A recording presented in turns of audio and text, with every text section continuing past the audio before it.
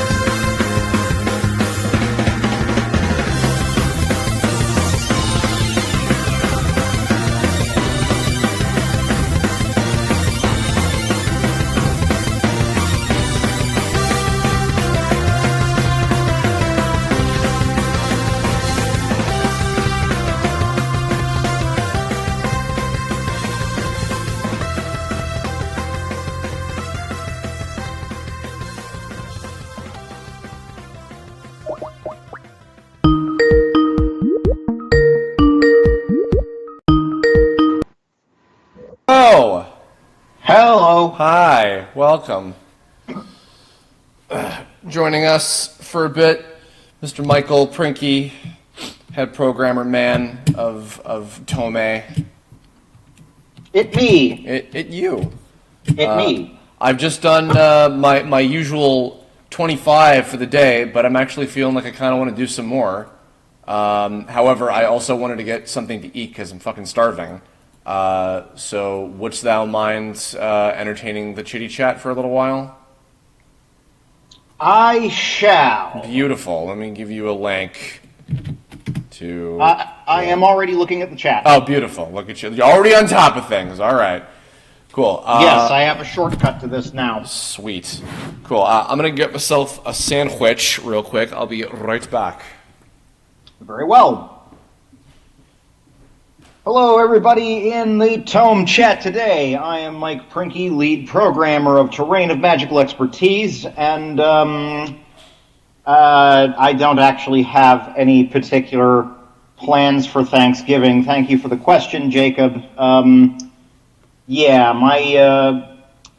Let's just say my family has enough on their plate to deal with in terms of, basic day-to-day living that really complicated dinner plans are way behind us, at least until, something happens where I've got, kids of my own or something like that, and that's a ways off from now. So it's going to be a really simple Thanksgiving on my end. I know that we're having squash tomorrow, like acorn squash, and we cook it using a lot of butter and a lot of cinnamon. And I think otherwise it's going to be just steak or something like that. It's not going to be a really elaborate meal. In terms of what my favorite food is, that's actually a really good question. I think it's probably sushi.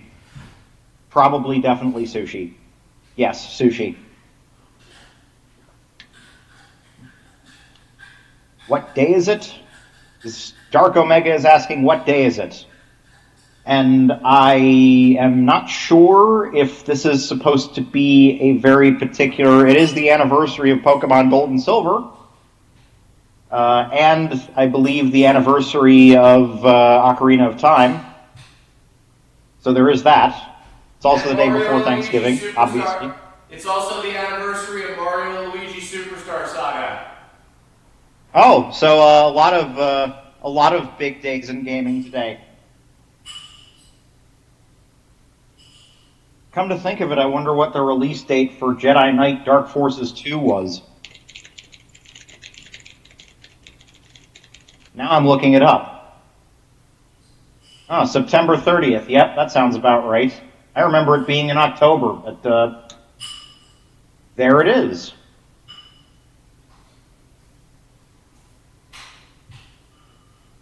Smash Brothers Wii U, the most overlooked Smash Brothers. It is barely going to feel like a footnote when Ultimate comes out, isn't it? I mean, it was pretty good. Hang on, I gotta let the dog in. Come on, Douglas.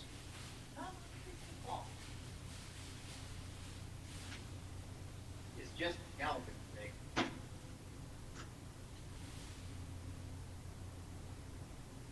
Smash Wii U was really, really decent, but at the same time, just by the fact that it was mainly released on Wii U, and then, also 3DS, that tremendously limited its visibility and fanfare, I think. And Smash Ultimate looks like it's going to be, the best of all worlds in terms of the content and the feel of the game and everything. It's got a campaign mode that's comparable to Subspace Emissary. It's got mechanics that are comparable to Smash 4. It's got the gigantic everyone is here roster. It's got DLC fighters coming. Just every now and again, a new iteration comes out that is literally better in every way than every other version of the game that's come out. This is going to be one of them. So in a rare show of enthusiasm for me, I actually went ahead and pre-ordered it. I don't usually do that.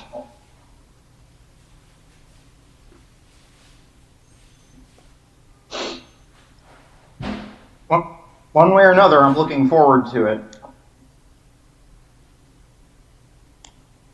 Happy Thanksgiving to you too, the Cartoon Gamer 8000.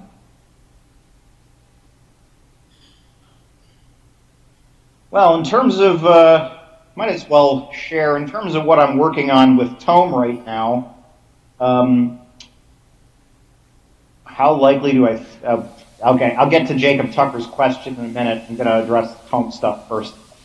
So, in terms of what I'm working on with Tome right now, I guess I'll share. I've been working on a bunch of debug features for Scott and Chris to work with. Since now we're at the point where builds are starting to get really substantial in terms of the amount of content that's in them, there needs to be like shortcuts to battling specific enemy groups. There needs to be ways of skipping certain types of content. So like we've got a toggle for skipping backer fights. We've got a toggle for skipping cutscenes. Toggle for skipping monsters. So like any given one of these can be turned on and off. In terms of what they are, in terms of which ones are active at any given time, so that they can test for specific things. Do basic progression to make sure that all of that works, or do the monsters, or do the backers, without having to trudge through literally all of the content all of the time. Directed testing is a very good practice when it comes to trying to finalize a game like this. We still got a lot of content to churn through, obviously, but, you get the idea. It just helps to be able to narrow their focus, especially when we're looking at, like, a really persistent bug that they need to be able to shortcut to in a very direct fashion. So, this is a nice set of tools that I'm putting together. Another thing that I've got is just like a fighter, a battle group select menu where they can just browse through all of the battle groups in the game and pick one to fight. So I'm very pleased with that one. Linkar Rocks, to answer your question, the backer characters speaking avatars,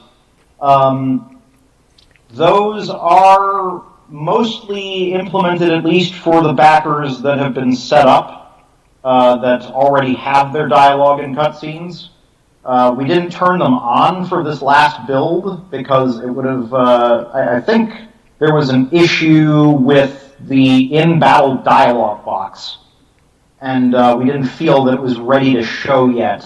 It kind of put like the battle on hold too much, where we wanted it to be more like Star Fox shout-out kind of stuff, but it is implemented and we can easily show it, at least in terms of the avatars. In terms of speaking voices, that's going to wait a little while. Recording tends to happen towards the end of development when all of the dialogue is finalized instead of being done early on. Because if you do it too early, then you wind up, constantly going back and re-recording, and you just burn through money doing it. That's true. So, that is a thing that I am doing right now on a project where I'm going back and re-recording things that I did on a video game like a year ago, and they're like, we're changing stuff, and we're fixing things, and we're adding stuff, and we're taking some things out and replacing it with new things, and, it's costly, so we won't be getting to recording for a while, but we gotta be especially conservative about that. I don't foresee the script changing a lot. If anything changes, it's going to be like level layouts or something like that, and that'll maybe accompany like minor dialogue changes, changing like Kerbifer saying there to here or here to there. Yeah, or honestly, things I think that might be figured out later in development and maybe saved for later in terms of recording is tutorial stuff. That stuff is really yeah. For instance, you guys might have noticed that in the demo showcase that we had for the anniversary, Flame Girl takes you over to an equipment stall, which is where you can change your power-ups and customize the character's abilities and things like that. That section of the game is going to have a tutorial that you can accept if you want, or you can bypass it if you already know how to do it by that point. Where you can either have the full point by point in UI walkthrough, or you can just do whatever in the menu without having to do it. Mm-hmm. I actually really like the foresight to allow or disallow that, depending on what the player wants, because I hate those kinds of tutorials. Yeah, for sure. I know they're necessary because every game is somebody's first. Yeah. But speaking personally, as someone who's had their hands on a controller for damn close to 30 years, mm-hmm. I never like doing them, and those are the number one reason for me not to start playing a lot of modern games. Because I just have no patience for that phase of the game. Similarly, there's also a tutorial that actually it's kind of interesting. Here's a little pull back behind the curtain. So, well, if I can add something really quickly. Oh, sure.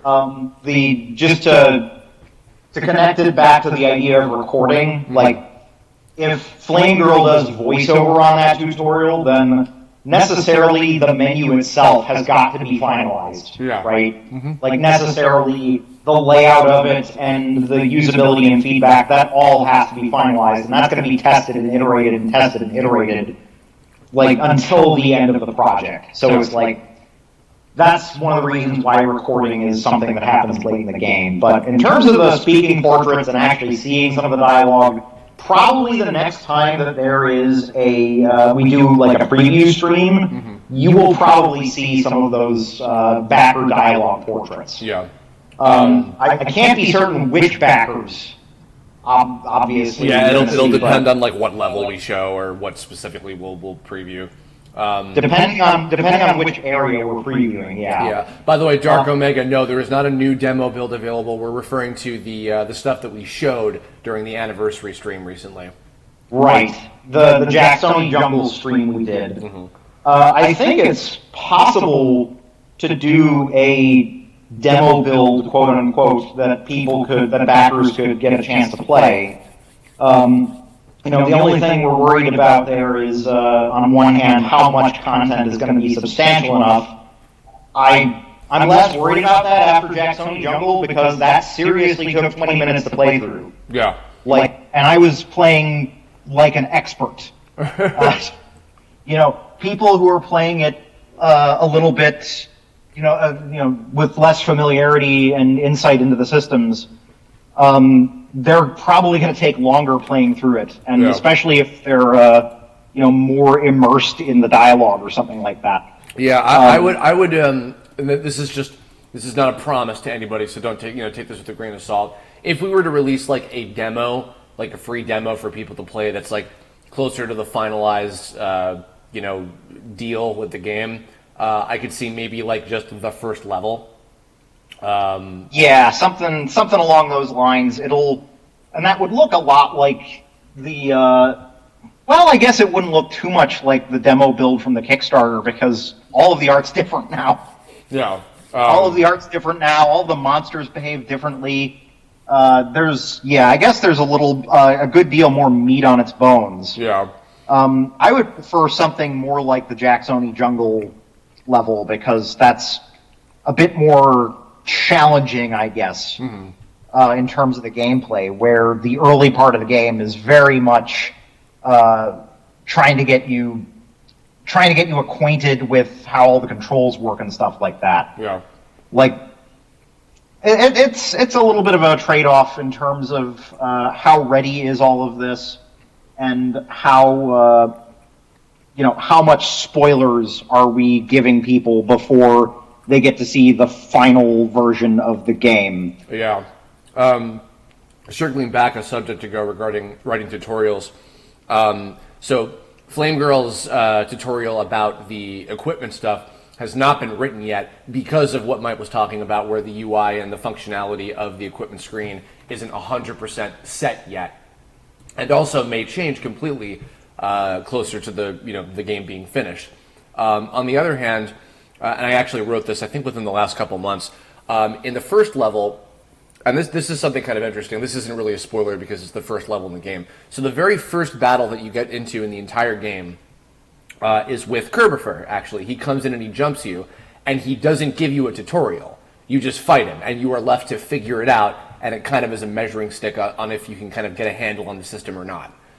Then, after that, shortly after that, and this is what I wrote very recently, even though the rest of the first level was already written like way before that, Curb will offer to give you a proper tutorial of like, hey, like, you want me to run you real quick through how the battle system works and blah, blah, blah. Excuse me, and then he goes through everything that way.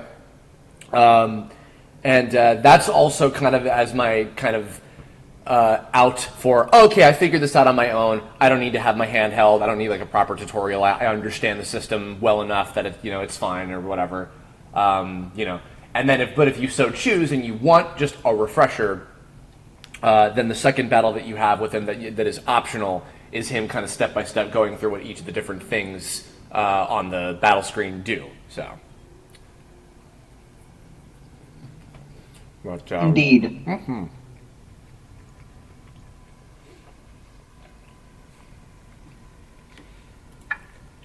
Let me see. Also, this sandwich is really good. AGW Studios, yes, I'm very excited for Ultimate. I've already pre-ordered it. Yeah, I was just gushing about it a minute ago. Yeah, I heard. If nothing else got me to pre-order it, Simon Belmont got me to pre-order it. I've been waiting for Simon to get into the game ever since the Melee days. Well, ever since I used to run Super Smash Quest, where Simon Belmont was the first character we put into the game. Well, I've never played a Castlevania game in my life, and yet I voted for him on the Smash 4 ballot, so you're welcome. Thank you. Thank you for that. He looks like he plays exactly the way that I was envisioning, and I'm hoping he'll be a lot of fun. It looks perfect. Mm-hmm. It looks absolutely perfect. Mm-hmm. Also, I think that Simon might possibly be voiced by somebody that I know, but I don't know 100% for sure or not.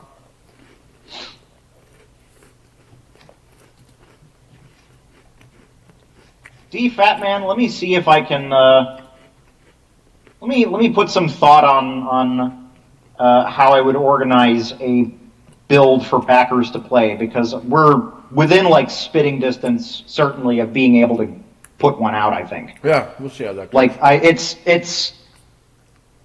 don't want to say that it's not a big deal, but because, like I said, we just have to be careful which content we're sharing. But it's definitely like super doable, and we've got a lot of improvements to show. So it's like, yeah, we can get your hands on this, guys. We can totally do that.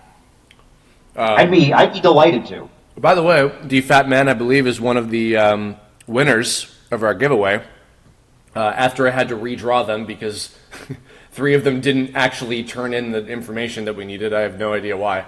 But shout outs to him. I believe he was actually a backer for one of the $50 guys, and then I'm upgrading his character to be one of the $90 ones. So his character will now have a speaking line. So. Fantastic! Congratulations on the lucky draw. Mm-hmm. And thank you for supporting the game. Thank you so much for supporting my game. Woo-hoo. Lonely Mimikyu, despite my face palming, I'm sure that Piranha Plant will be a lot of fun to play as in Smash Brothers. I'm going to main it to annoy people. No, it looks like a lot of fun. It looks like it's basically 2 big weights on a tether with each other. Mm-hmm. So it's got a lot of really interesting and creative motion to it. And they seem to have like mined all of the possible iterations of piranha plant Yeah. that there's ever been. So it's really, really interesting. EGW. How likely? Oh. No, go ahead. Go ahead. I was going to say, EGW, thanks for watching. Did you know voice acting? I'll probably do some more next year.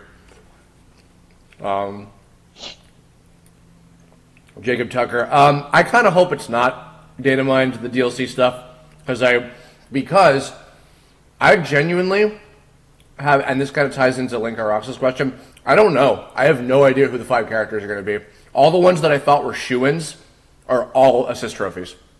So I really don't know. I could feasibly maybe see a Pokemon from Gen 8 if they go that route, because I think it'll be out by... Pokemon Gen 8 will be this time next year, and they're releasing these DLC characters up through 2020.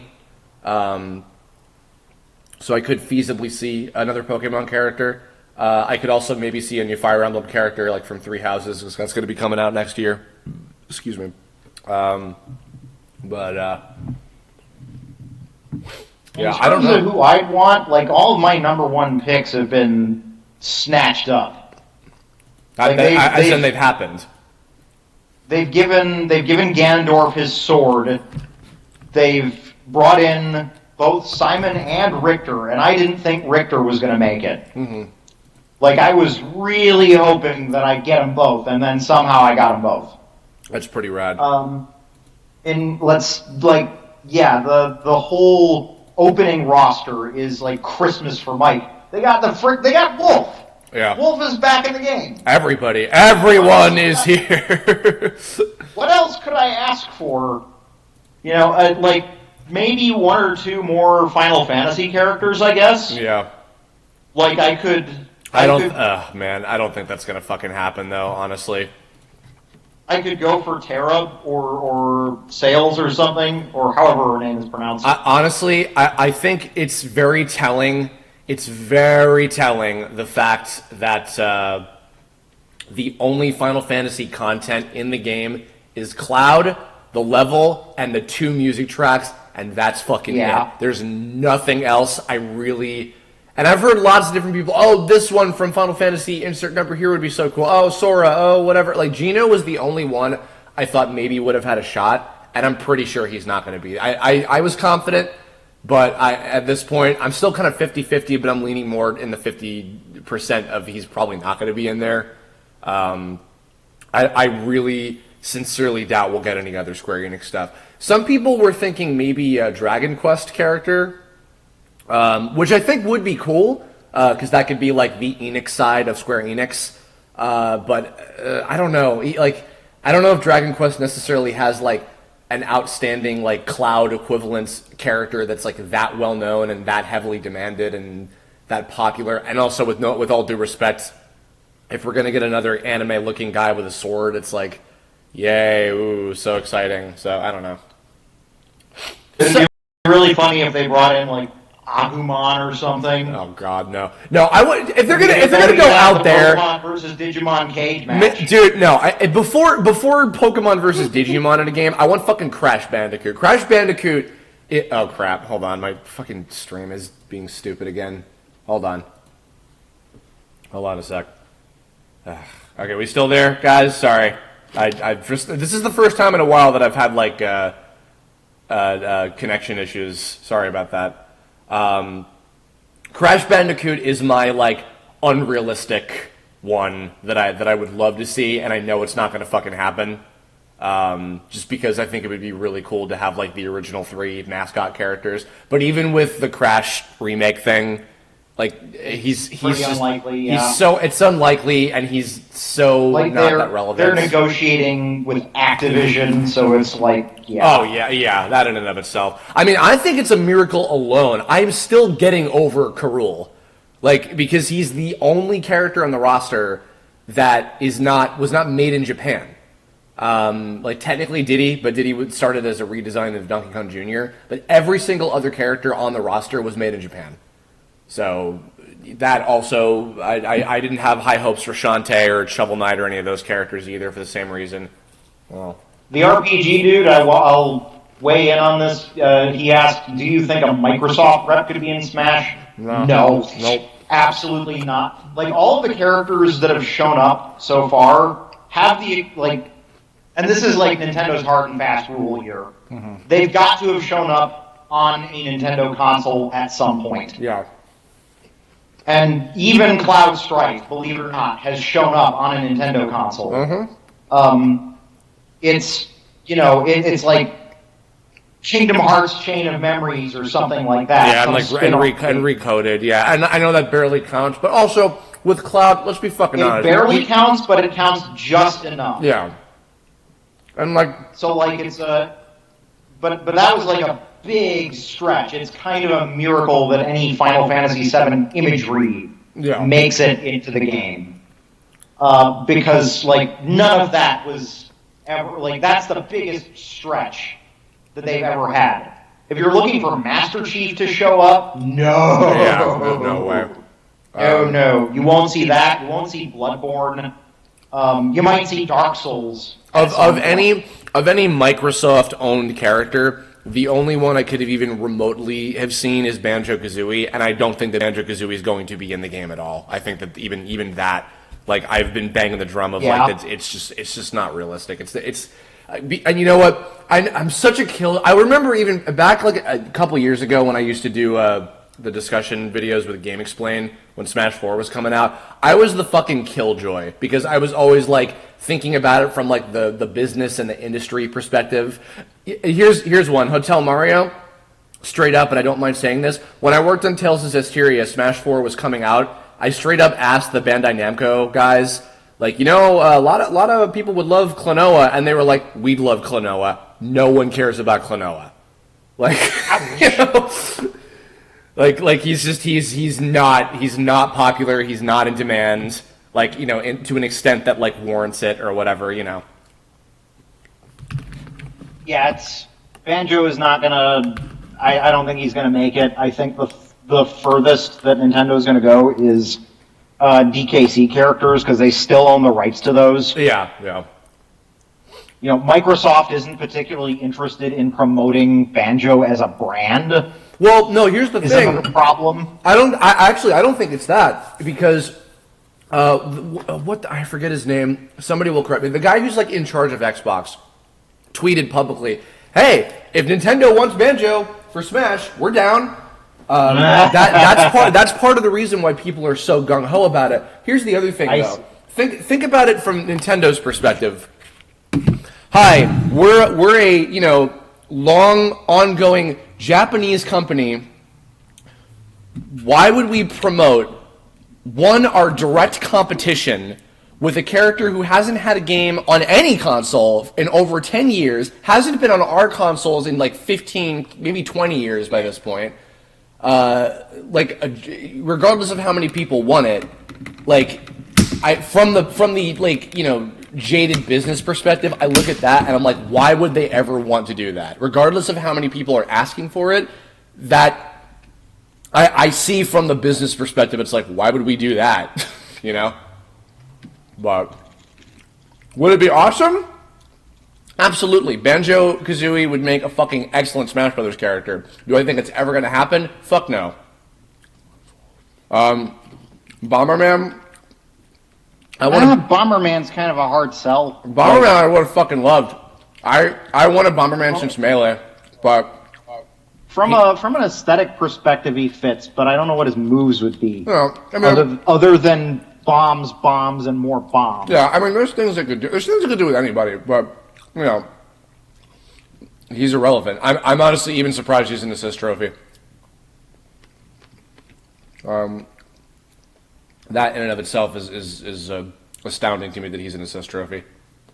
Like, the question I'm asking now is who would be interesting to put in rather than who needs representation, because representation is all over the place in terms of who's video games and IPs are in this. I mean, we've got Mega Man, we've got the Belmonts, we've got Solid Snake of all people. We got Street Fighter. We got Sonic. Street Fighter, Sonic. Yeah. Well, also take into consideration the fact that Nintendo had a hand in selecting the 5 DLC characters with Sakurai and his team. That makes me think that maybe it would be not as likely for there to be third-party DLC characters, which I could be wrong because we got Cloud and Bayonetta last time, but I don't know. I'm really not sure.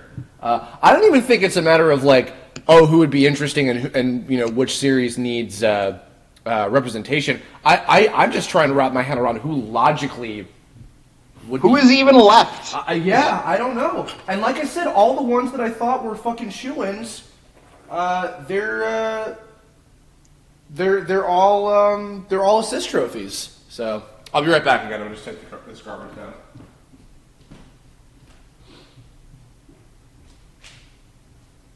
Yeah, maybe the Rabbids or something. Maybe a cluster of Rabbids and they work almost like Pikmin. I don't know. That's something that they're still making money off of, at least.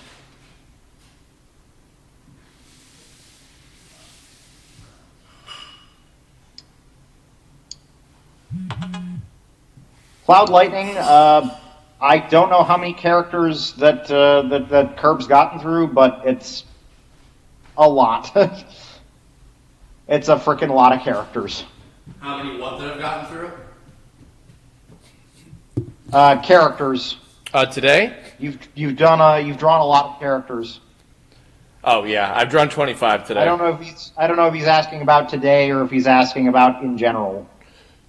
In general, God, a lot. Yeah, I might have hit 1,000 by now. I'm not sure. Oh, he's asking about the $30 tier. Oh, so far I've finished about 25 of them. And I'm going to get back to doing more of these now.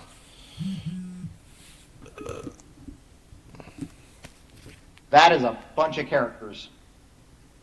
Scott's going to have his hands full for a while.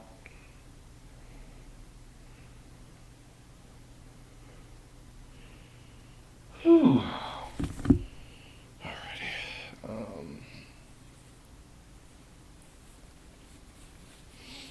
The main character, Star Tropics.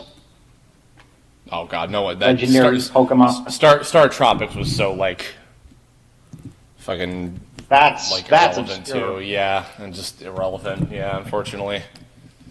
I feel like you'd sooner get that as an assist trophy. At best, yeah. But Star Tropics is basically vaguely space fantasy themed Zelda. So you've already got Link. Yeah. I don't know. Maybe there's something more to it, but it's. Yeah, I don't know, at some man. point they start getting redundant. Yeah, it's so hard to figure out. I really don't Springman. I thought Springman was a fucking shoo-in. I was so convinced he was going to be playable, and not so much. And it's funny too because. Well, actually, this is one thing I don't get. So people are convinced that even though Springman is an assist trophy and a Mii fighter outfit too, by the way, despite that, and also Ribbon Girl. Oh shit! Damn it! Flash just fucking crashed on me. Sorry, hold on. Oh, I'm sorry, man. I don't think it lost anything. It's just annoying. Fucking A. All right, hold on. So Cloud Lightning asks, since December isn't the release month, do we know what deadline we're trying to shoot for to get the game? Okay, hold on. Let me just nip this in the bud. No, December of this year is not the release date of the game. It is the month that I was aiming to shoot to finish all of the Kickstarter characters specifically. If you're judging that based on delivery date of the rewards from the Kickstarter tiers, that means that when these are done, not when the game is done.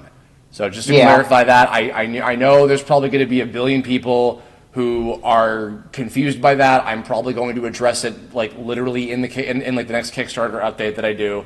No, but to answer the question, we are aiming to get the game done in the year 2020. And I don't care if Yeah, it's that's always been the target date for release. Yeah, and I don't care if it's January 1st or December 31st, 2020, but that year is my goal. So.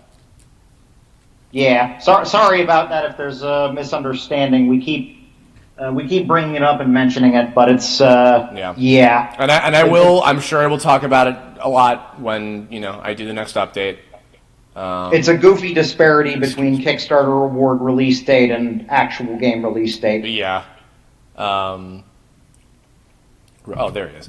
Real quick. Sorry, I was looking for the Fat Man's character.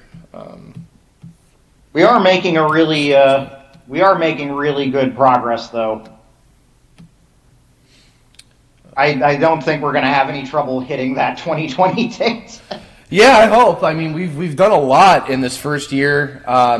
Next year, I think I've talked about this publicly, but next year I plan on learning how to make cutscenes, which is something that's yeah. I'm going to be showing him some in-engine kind of stuff, yeah. so that he can take over a few responsibilities implementing in-game content.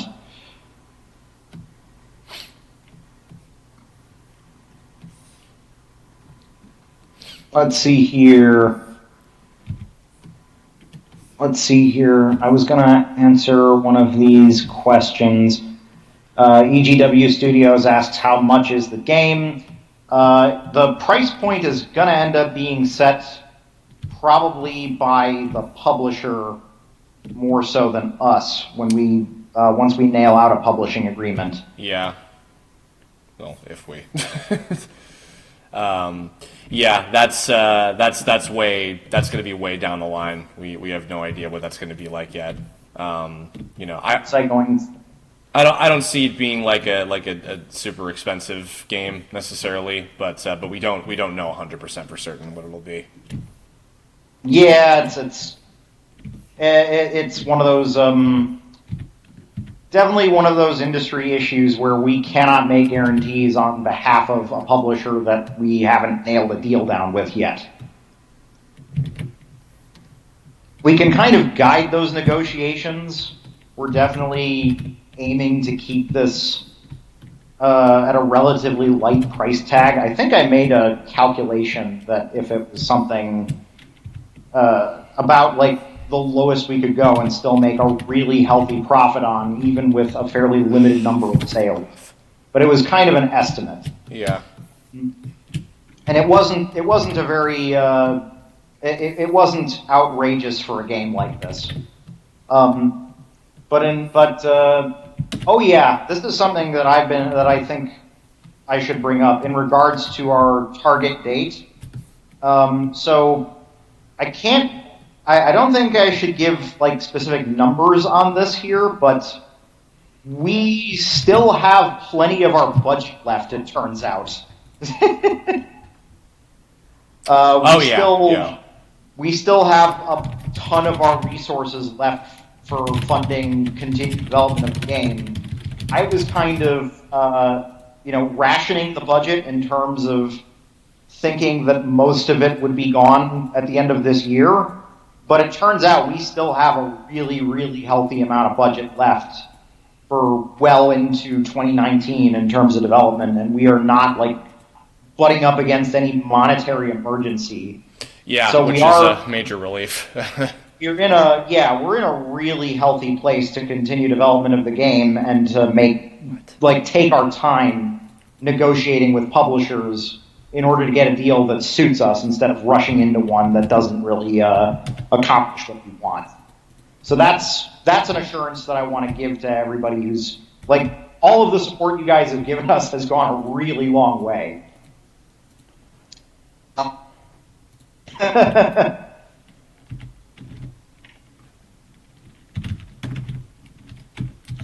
Hold on one second. I'm experiencing some kind of saving problem. I'm putting in the Fat Man's second character and trying to work out some stuff with this real quick. And I'm going to put away his info for the $90 version as well. Excuse me. And then I'm going to get back to working on these again. Excuse me. Can I actually talk about Switch ports a little bit? Yeah, sure. Okay, so Linkar Rocks, to address the Switch port demands, because everybody has been talking about wanting to get this thing on Switch.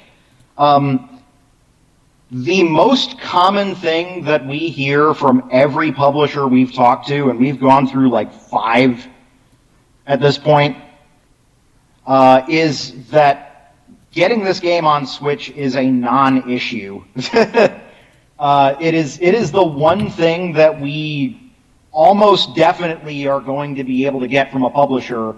If they don't give us anything else, if they don't give us any additional budget or any additional like bug testers or support in that arena, all of them have been in some way willing and eager to give us resources for porting to Switch. Yeah, now that's still not a guarantee necessarily, but it means it's we more. We can't say exactly when a Switch port is going to happen relative to the initial release. Yeah, but it's very, very optimistic. Like this, that's been a very consistent talking point between every single publisher we've talked to. Is that they all seem to want a Switch game, and that's one of the appeals of working with us on our project. Yeah, it's more possible than we originally anticipated, which is nice. But we'll see what happens with if it's realistically gonna make do or not. Well, I feel like at this point we're definitely going to complete the game on our time frame for 2020. I think, and we're getting to the point where it's much more certain that a Switch version of the game is going to happen. But I wanted to kind of share exactly where we're at in terms of certainty. It's been nice. It's been reassuring just to know that we have support. Yeah, I mean, we that whole thing, all of that stuff involving whether we're going to even have a publisher or not is still completely up in the air. And I don't want anybody to think that we're definitely doing a Switch port and we're definitely getting support from this company or whatever, because we've only at this moment had conversations and nothing has gone further than that. But we're hopeful, so we'll see what happens. Gonna step away for a sec, grab myself a Coca-Cola. Sure thing. Nice Coke ad.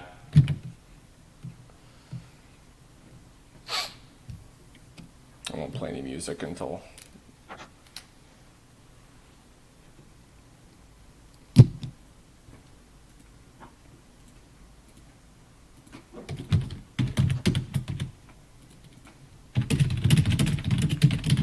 I changed my mind partway through because you razzed me for doing a Coke ad. Now I have Angry Orchard.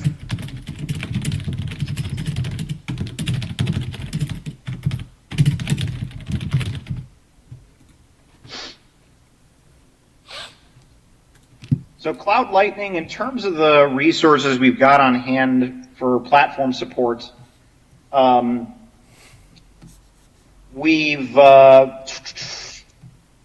in terms of the platform support we've got, we can definitely do PC and Mac at least, because I actually went ahead and picked up a MacBook specifically for the purpose of creating Mac builds, because there's a limitation on pushing out Mac builds on PC.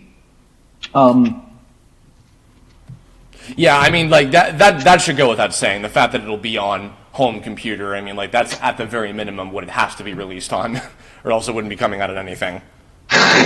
So. Yeah, I know that sounds really silly for me to say. No, it's not silly. I figured that for the audience that should go without saying. In terms of if we were, I don't know what would be putting it out if it wasn't at least on home computer, Tiger Electronic devices. Well, it's PC and Mac. I know not every game hits Mac as the thing.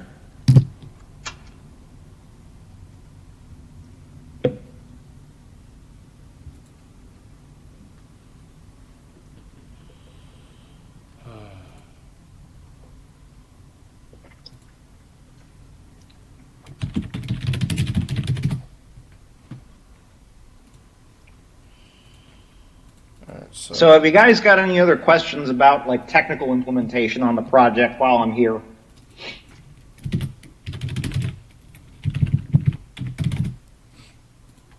I have a question. I've been I have a question for you. How is your? You have a question. How is your day?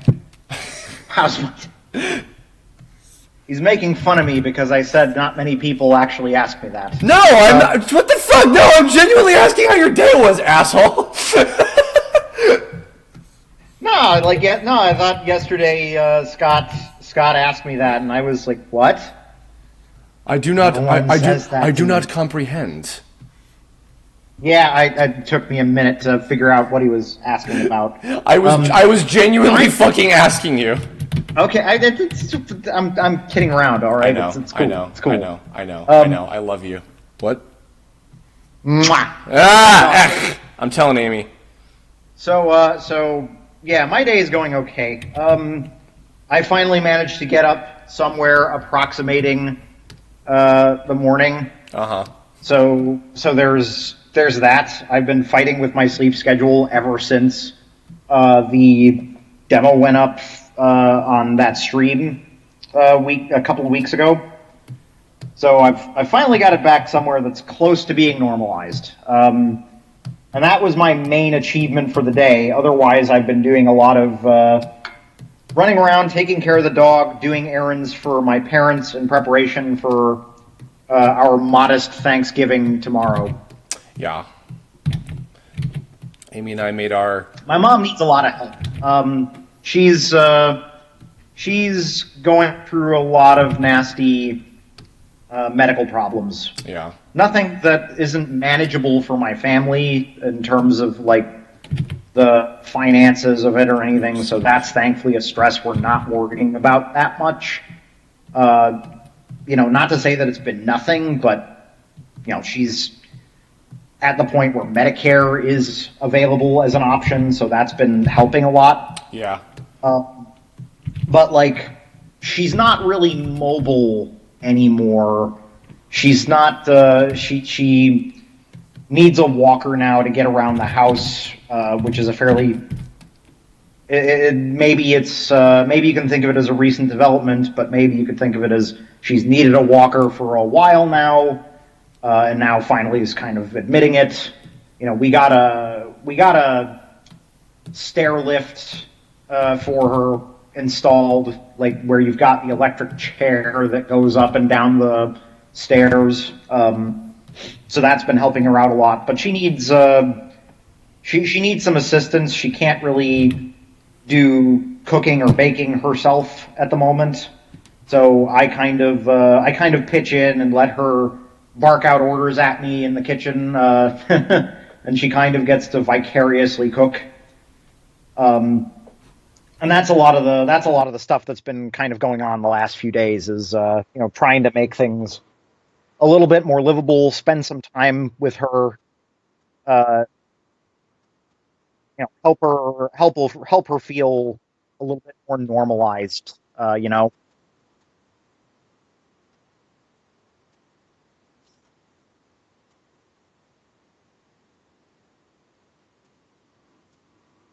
And you're a very good boy for that.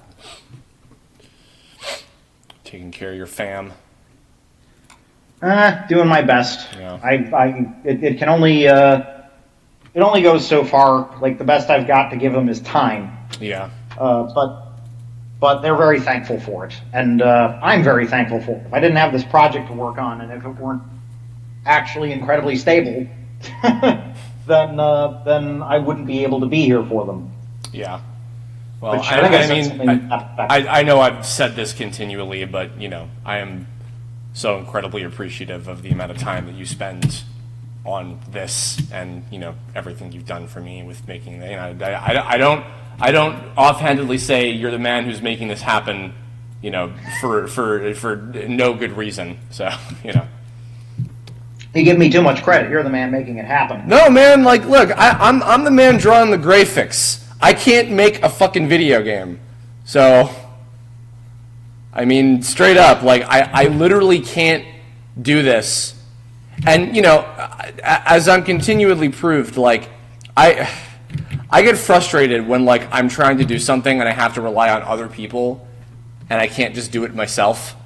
I know. You always want to pitch in and help. Well, it's also just because I'm fucking impatient, because I'm so spoiled by the ability of just like, oh, I can just make this thing and then it's there and it exists. Like, that when I have to wait for other people to fucking do shit, I really have to be able to trust them. I mean, like, when I was doing the show, like... I get that, and I'm honored. Yeah, I mean, like, when I was doing even just the show, like, people like Jordan on the background stuff, and Fooley, and Kadget on the music, and Tombstone, all those guys, like, I had to wait. Episodes had to wait to be released until they could do their contributions, and they were some of the few people that I trusted to get things done in an amicable amount of time for me to like,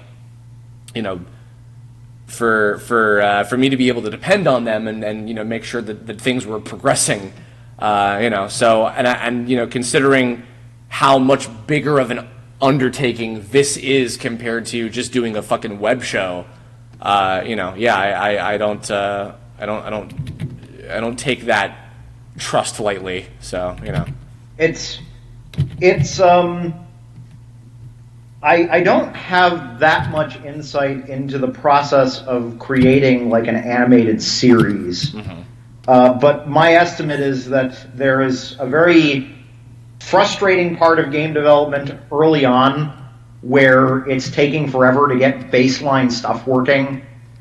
And then after that, there's this crazy, like, unlocking of the Hoover Dam, where stuff just starts deluging out in terms of playable content, and it's like, wow, why does anyone go through all of that effort on repeat productions with, like, a TV show when they can output so much content with tools that make it this easy?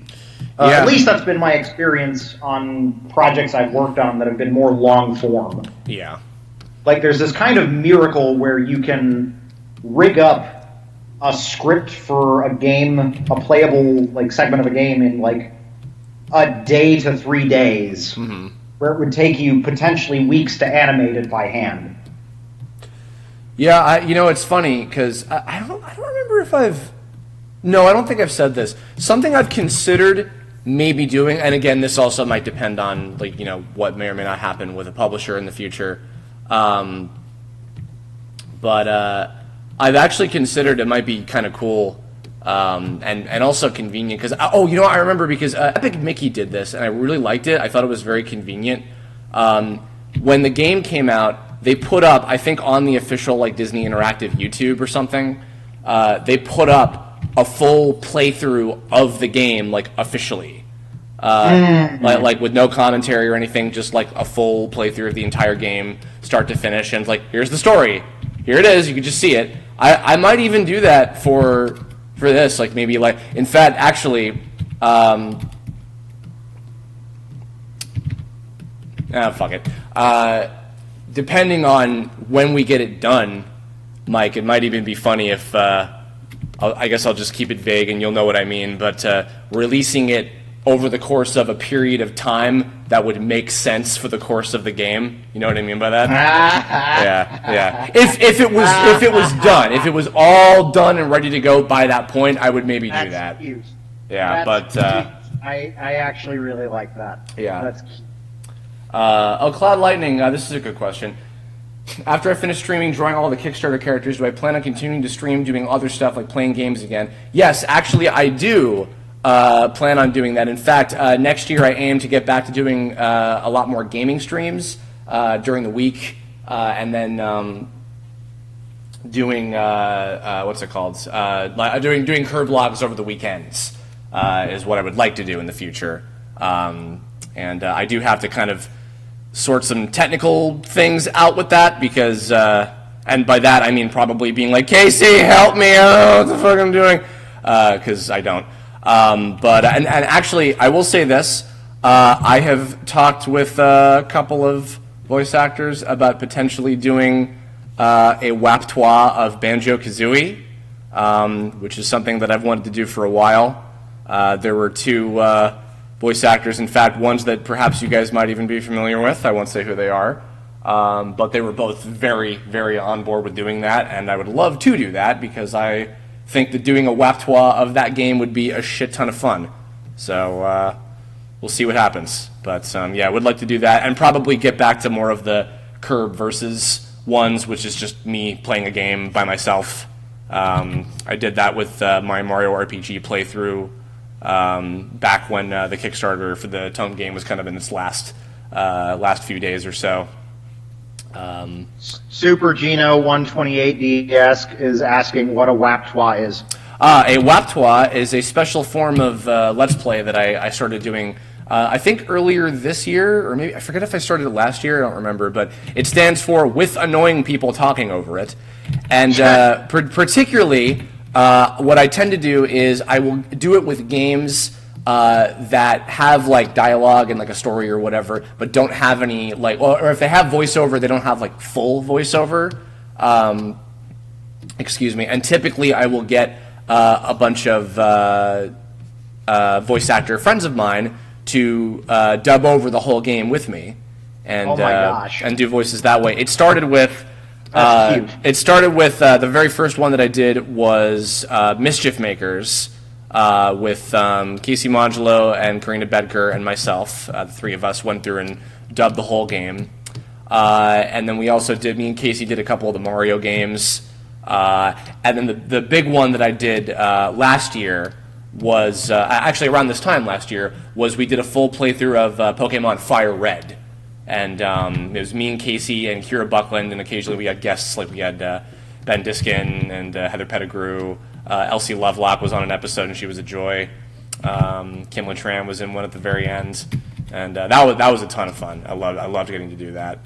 And maybe I'll even at some point maybe I'll even do that with Let's Go and get like a different crew or something this time just to vary it up. Who knows? But I'm hoping to get some streams going on my own channel. I was actually starting to kind of sort of pick up a following doing Dark Souls 3. Oh, really? And then I got really busy and had to stop. Yeah. There was I think they didn't turn out that great because my audio was all screwed up. Now I got a better audio setup. Yeah, I have. But also. Oh, sorry. But also I held off on it because I promised one of the guys during the stream that I would do Spelunky next before doing anything else.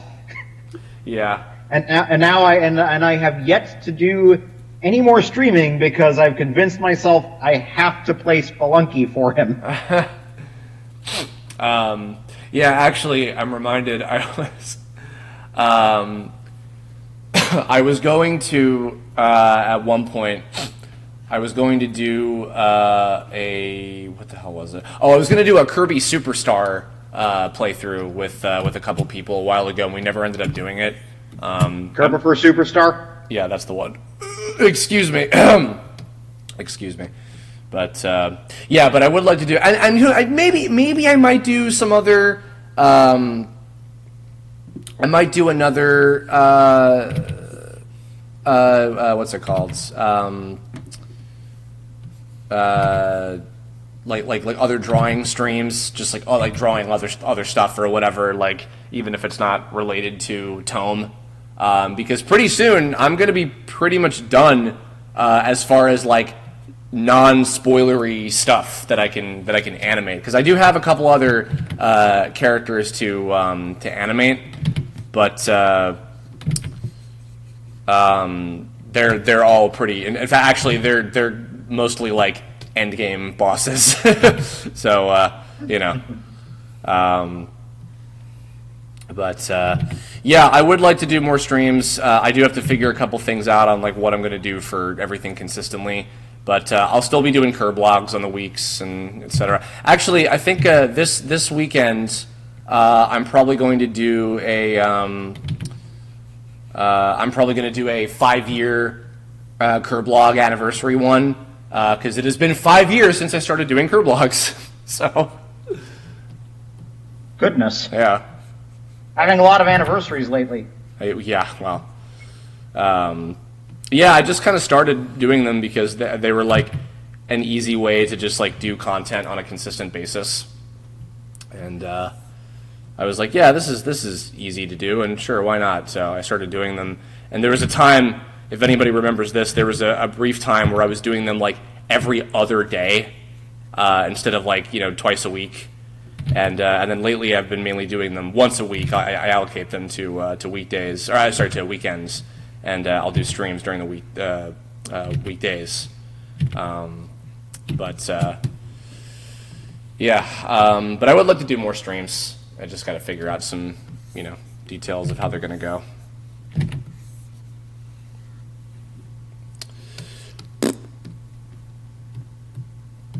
By the way, Mike, I'm getting back to work again, so if you do want to head out at any point, feel free. You don't have to stick around for me if you don't want to. Or if you do, you can. Maybe. I'm kind of chill right now. Okay. Fine. See if I care. I do. I can take a couple more questions about technical stuff if you guys want to give me any.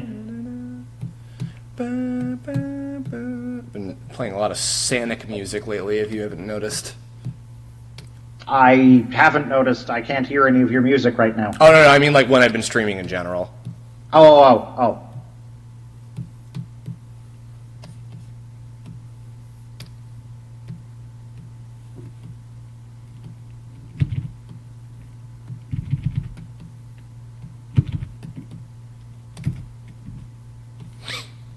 There we go. Cloud Lightning asks what programming language we've been using. It's Unity, so C#. Yes. Basically, with Unity 3D, they have a scripting language called Unity Script available, which is kind of their own weird offshoot of JavaScript. It's not really JavaScript, and it doesn't have all the advantages of JavaScript, so it's not worth it. C# is the language that is overwhelmingly favored by the entire Unity community because it is, number one, the most performant of the options that are available, and number two, it's kind of, by default, fallen into this trend of being the most supported. All of the plugins are written in it. All of the people making tutorials for programming write their tutorials for C#. All the example code you can find is C#, so it just reinforces itself and reinforces itself. They got to a point where Unity released like a pie chart of how many people were using what language, like the proportion of C# to Unity Script to Boo, and it was like the entire pie chart was C#. And then there was a tiny sliver of JavaScript, or maybe like less than a quarter of it might have been it. Like less than a quarter of it was Unity Script, and then just the tiniest sliver for Boo. Like nobody was using it, less than 1%. So pretty much if you're using Unity, it's going to be C#. Programming language doesn't matter that much, I should add. It does matter. Like, there are programming languages and frameworks and engines that are obviously better suited to certain kinds of projects than others, and to certain types of teams than others. But the biggest factor in your ability to produce a game is not going to be the programming language. Is that like the equivalent of like, oh, what kind of pencil do you use for drawing? Yeah, it's exactly like that. Gotcha. It's what kind of pen are you using?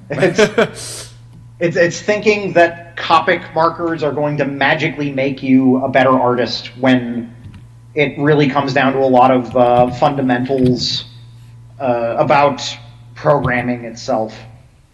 Yeah, and that doesn't change.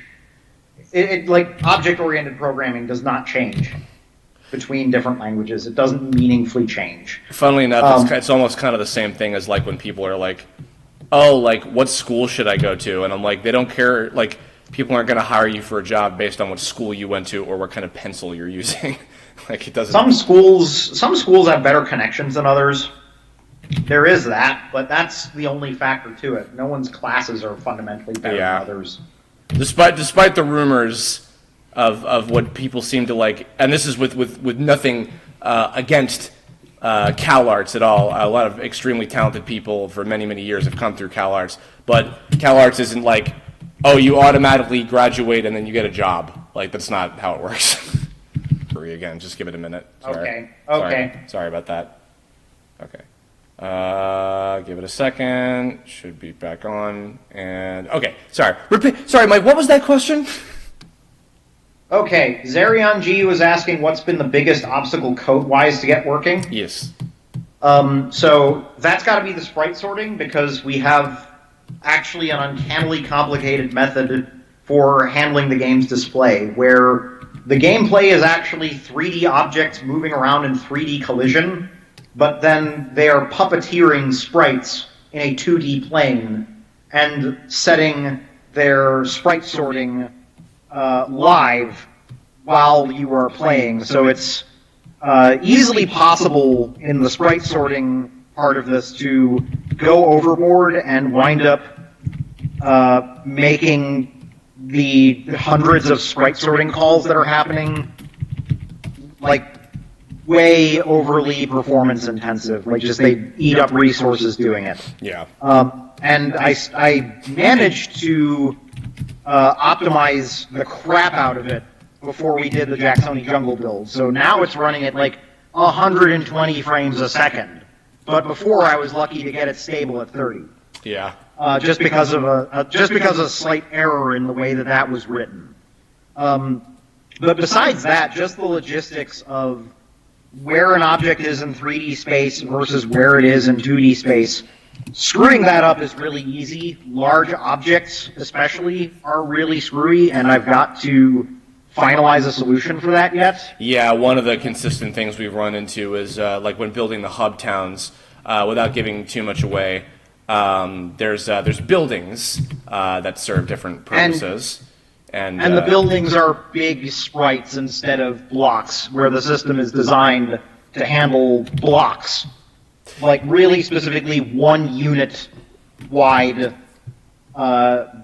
cube blocks is what this is built around. And all of the characters are 1 unit tall, and then you get the idea. So very, very tall props, especially if you are in a multi-story environment, can be really, really tricky to deal with. Yeah, and I've tried I've got to still solve a couple of problems with that, but that's probably the single element that we revisit the most, is the frickin' sprite sorting shit. Yeah, and even with on the note of what I was just talking about a second ago, I've even like gone in designing how some of the stages are laid out in a way that will like make Mike's life a little bit easier, and it's still hard.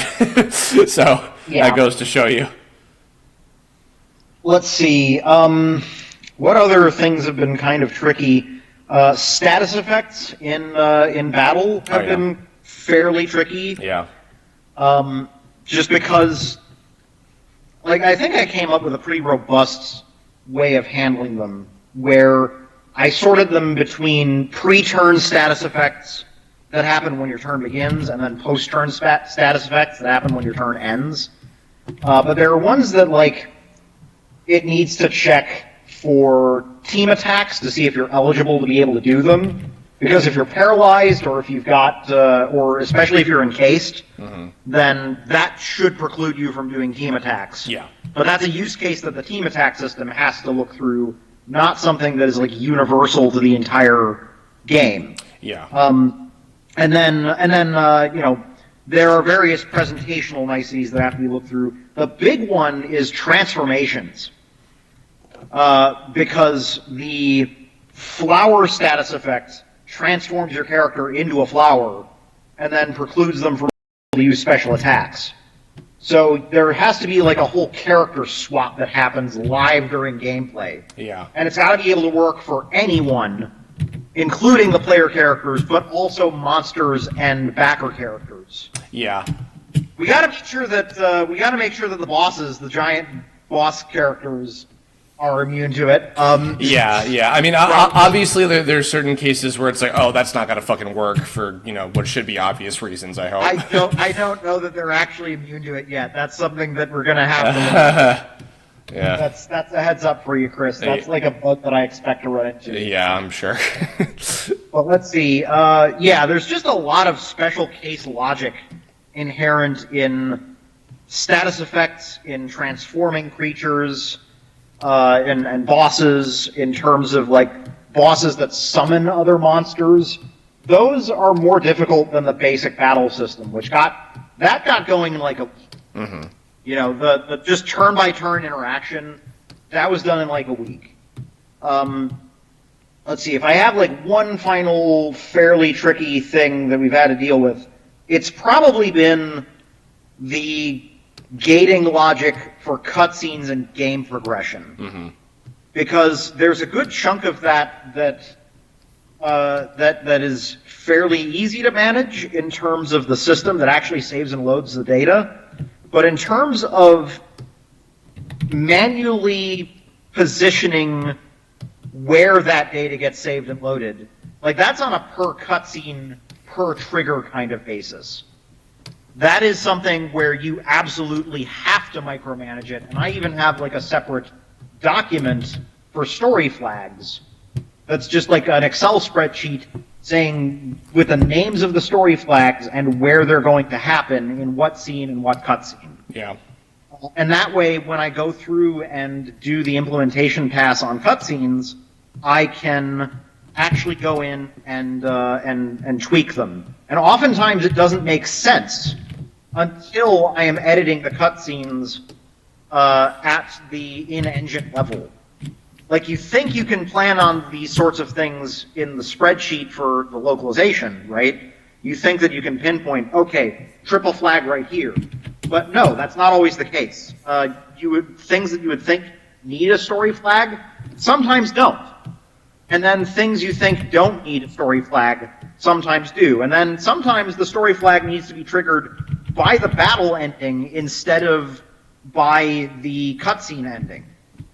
And so it's all on a really case-by-case basis that requires a lot of micromanagement. Yeah, I have a feeling once I finish all these guys, next year, making the cutscenes is probably going to be like the biggest thing that I am going to be focusing time into.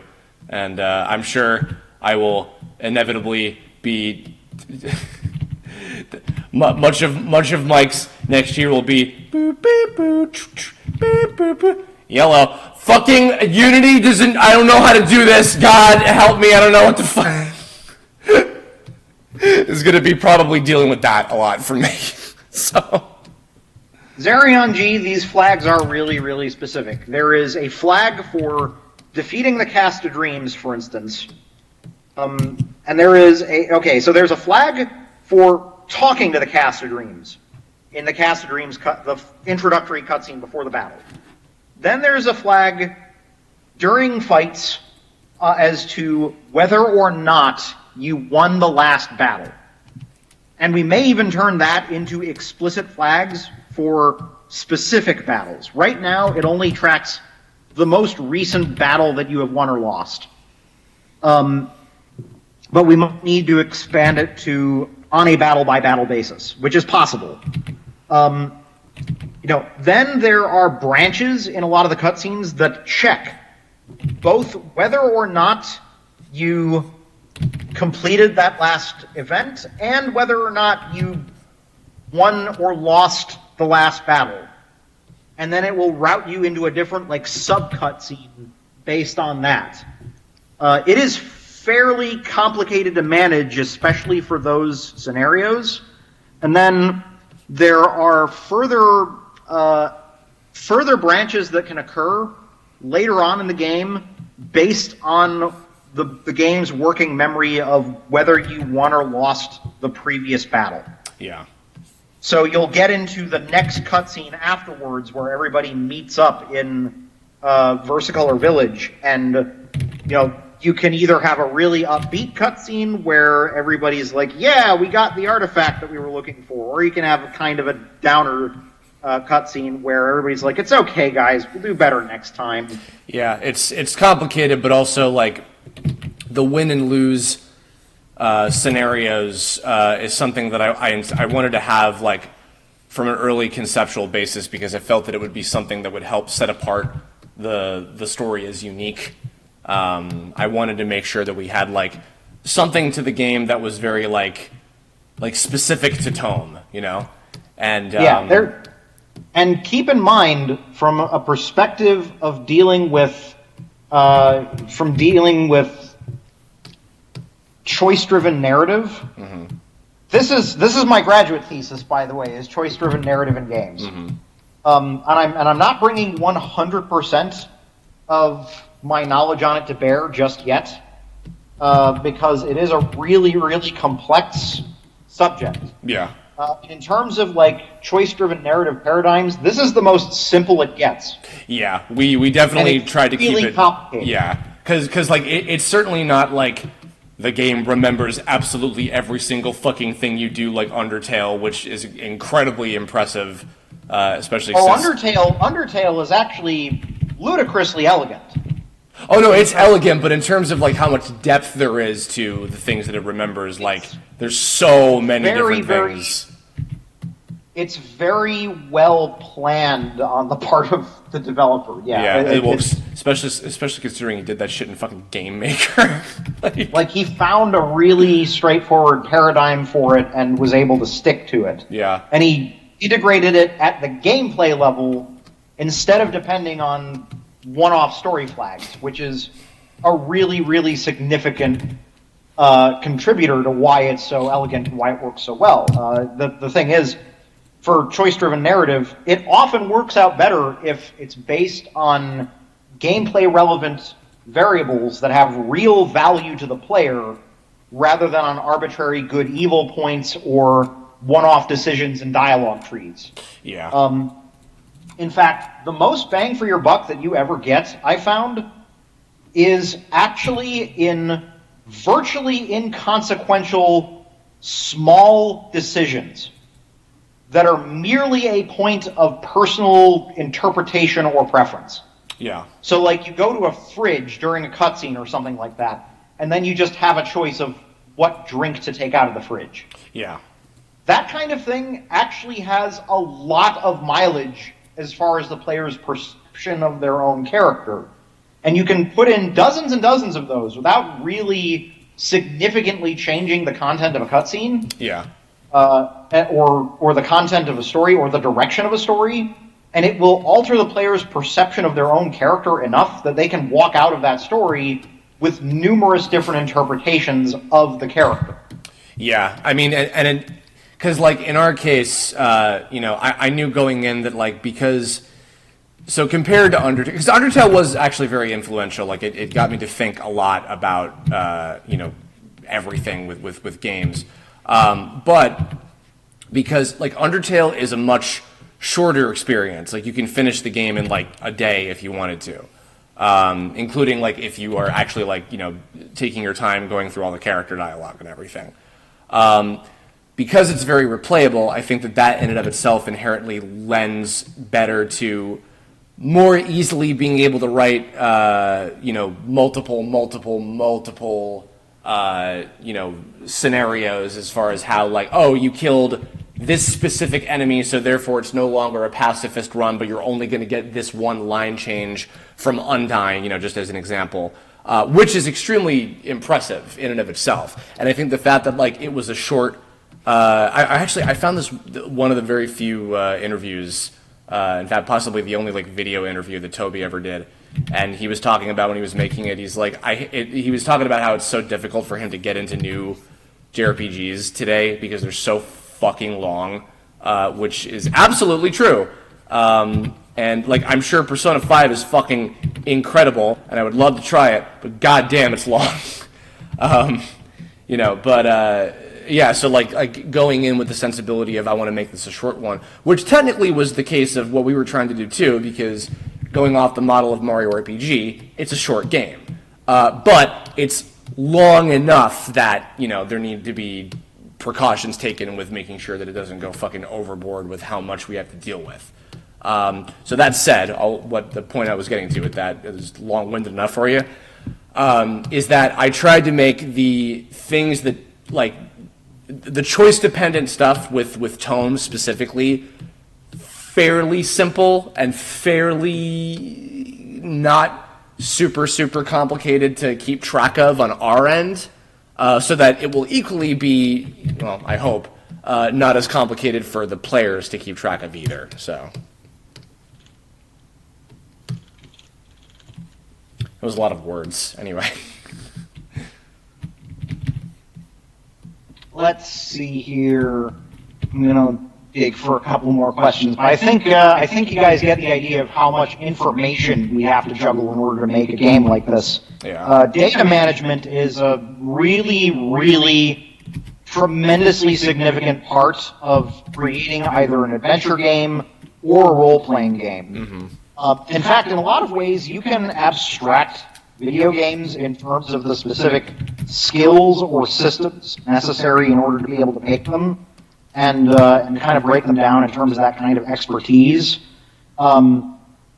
Animation is its own body of skills, and making gameplay built around animation is a whole different area of expertise compared to any of the stuff that I'm talking about, which is all just data management. So that's where you get like fighting games and side-scrolling platformers and stuff that has a really specific, a little bit of a burp there. Stuff that's got a really particular sense of kinesthetics and game feel to it. In terms of the way animation interacts with gameplay. That's a whole different branch of expertise. Yeah. What's that? Of expertise. Anyway. Anyway, let's see. I'm going to look at a couple of those other questions that came up. Somebody asked, how hard would it be for someone wanting to make a game for the first time to pick up C# at Unity? So all of the stuff that I've talked about probably sounds a little bit intimidating. And when you are on the outside looking in and you really don't understand how programming works, it feels like it's magic, it is really intimidating. But you can't let that bother you. You shouldn't let that bother you. You shouldn't let people tell you that certain things in games are too hard for you to do. The truth of the matter is that programming as you know it, as it pertains to games, is actually really reductively simple. It all comes down to the same stuff that you learn doing command prompt exercises for your C++ book, where you're just telling it to print numbers and respond to input. It's just that you pile more and more of those systems on top of each other, and you kind of interconnect them like a series of interconnecting Rube Goldberg machines, kind of. And then that's really what it's like. It's like a series of interconnecting Rube Goldberg machines. Yeah. And each of them independently has enough moving parts that it's kind of annoying. But then they all have to interact with each other, and that's where the bugs really come from. Yeah. But the thing is, the fundamental act of programming, of pushing integers around, of doing floating point math, of doing, parsing strings, is all really, really simple stuff that does not change fundamentally from when you learn it in the command prompt to when you're working in Unity.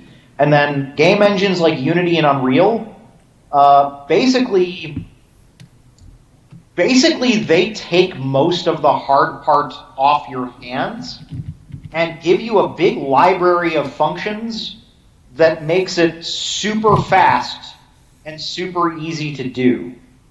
Maybe super fast and super easy is a little disingenuous, but you have all of the tools for making an object move around 3D space, of playing back animations, of attaching events to animations and all of that kind of thing. And those are the really hard systems to build. You have all of the framework necessary for creating a library of data already at your fingertips, and all you have to do is define the data, and then program something that works based on the data.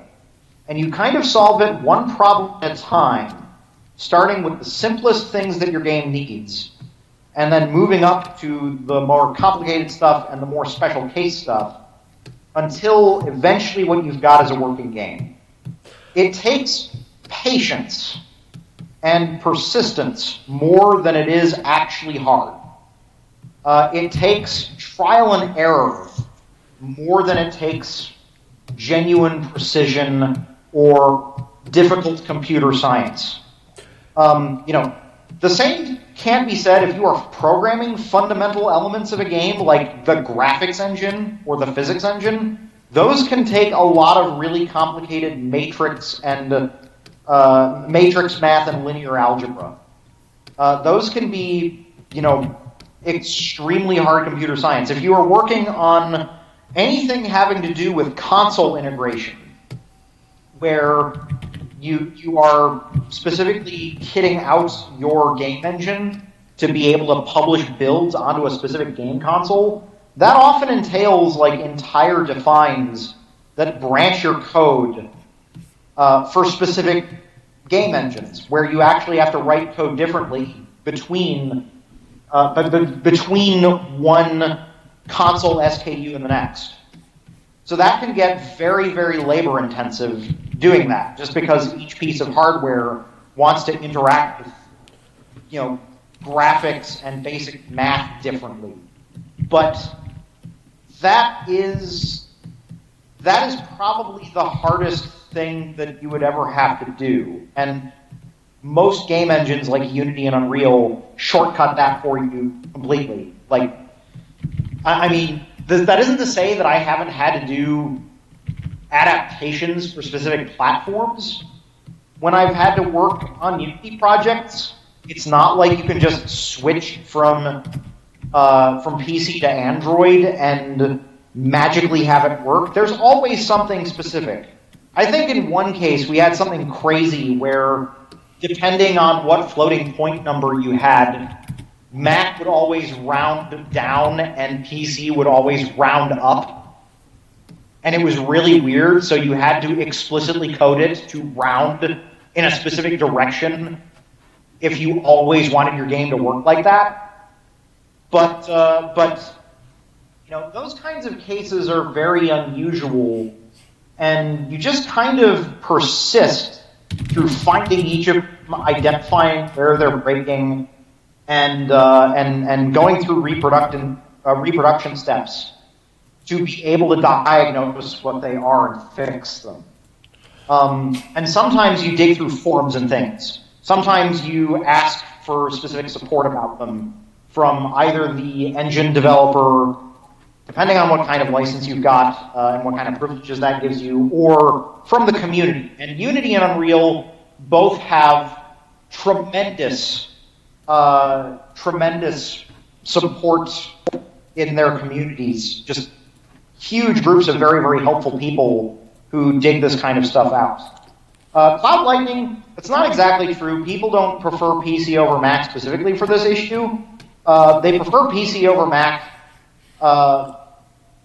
partly because the community is so entrenched. The gaming community is very, very entrenched in PC, but also because of DirectX. DirectX is a really, really... it's basically a graphics support library for various different kinds of hardware, and it is, a Windows exclusive thing. Increasingly, OpenGL and Direct3D have been more widely supported, and those allow for more cross-platform versatility. But DirectX was a really big defining factor in terms of the number of graphics features supported, and the overall ease of development for game developers. For what it's worth, the native environment for most game engines, Unity being an exception, actually, is usually Windows and Visual Studio.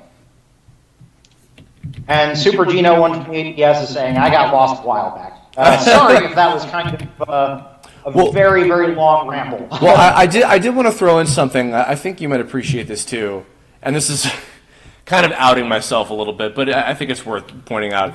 Something I learned from Mike Z, another fantastic Mike game designer. There's many. Mike Z is the kind of the head honcho of Skullgirls, who made that entire project happen because he's a fucking genius. Something that I learned from him a long time ago. I remember back in the day when the Skullgirls crew used to do the weekly streams at the Salty Cupcake when the game was kind of on its way to coming out. A lot of people were asking him for advice on how to make a video game because Skullgirls was, a big indie game success story like that. Took a lot of fucking time and a lot of hard work and became really successful. And I remember, I wish I could remember the exact name of the website, but it was something that would help to determine the base cost, typically, of how much it would take how much it would cost monetarily to create a game based on the types of features that you're going to use in it. And I remember when I was, having some thoughts about how realistic it would be to make a Tome game at all with anybody, even before Mike and I had met. I remember being a little intimidated because, I think that the price points for what it would cost was pretty hefty. But there was also an advice. English is a language I can speak if I feel like it. There was an advice section after you would determine the price point where it would say, now hold on, don't be discouraged, because, and it went a little bit further into it, but one of the things that it mentioned, and this is where I'm going to, out myself a little bit here, was that don't go into, making something massively complicated. Like, if you're just getting into making a video game, do something really simple, i.e., don't do what I'm doing. Because, and the only reason I'm gonna have my own 2 cents to add to this because I don't like that advice at all. Well, let me at least finish where I'm going with it. The reason that I am confident into going into a project of this scale is because I'm working with people that are experienced, that have already worked on games of a similar level of scale. So I'm confident that, where I am, in the areas where I'm not confident and not experienced, that I'm working with people that more know what they're doing. So there's that to start with. But also, and I'm sure I probably have an idea of where you're going to go with this too, which is perfectly fair. But the other thing is I think that there is value to starting small and then working your way up to something bigger. Specifically because something that I see happen a lot with creators in general, not just people who are making video games, but just people who are making things, whether it's comics or animation or whatever, any kind of creative thing.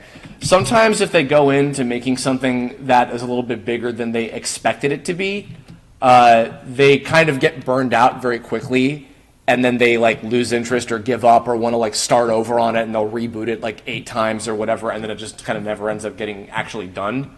That doesn't really accomplish much of anything. So I think that there is a value to starting on smaller things, getting experience from doing those smaller things, and then working your way up slowly to, okay, now I can handle managing a project of this scale and of that scale, bigger and bigger and bigger. If you are truly confident and have the dedication and you really can do something that, is a little bit more complicated as your very first thing, then, more power to you. But, it's hard. At the very least, I'll just leave it at, it's hard to do that. I wouldn't discourage. But I'm saying, know what you're in for, I guess, if that makes any sense. But so I've got my own philosophy for doing this kind of thing. Mm-hmm.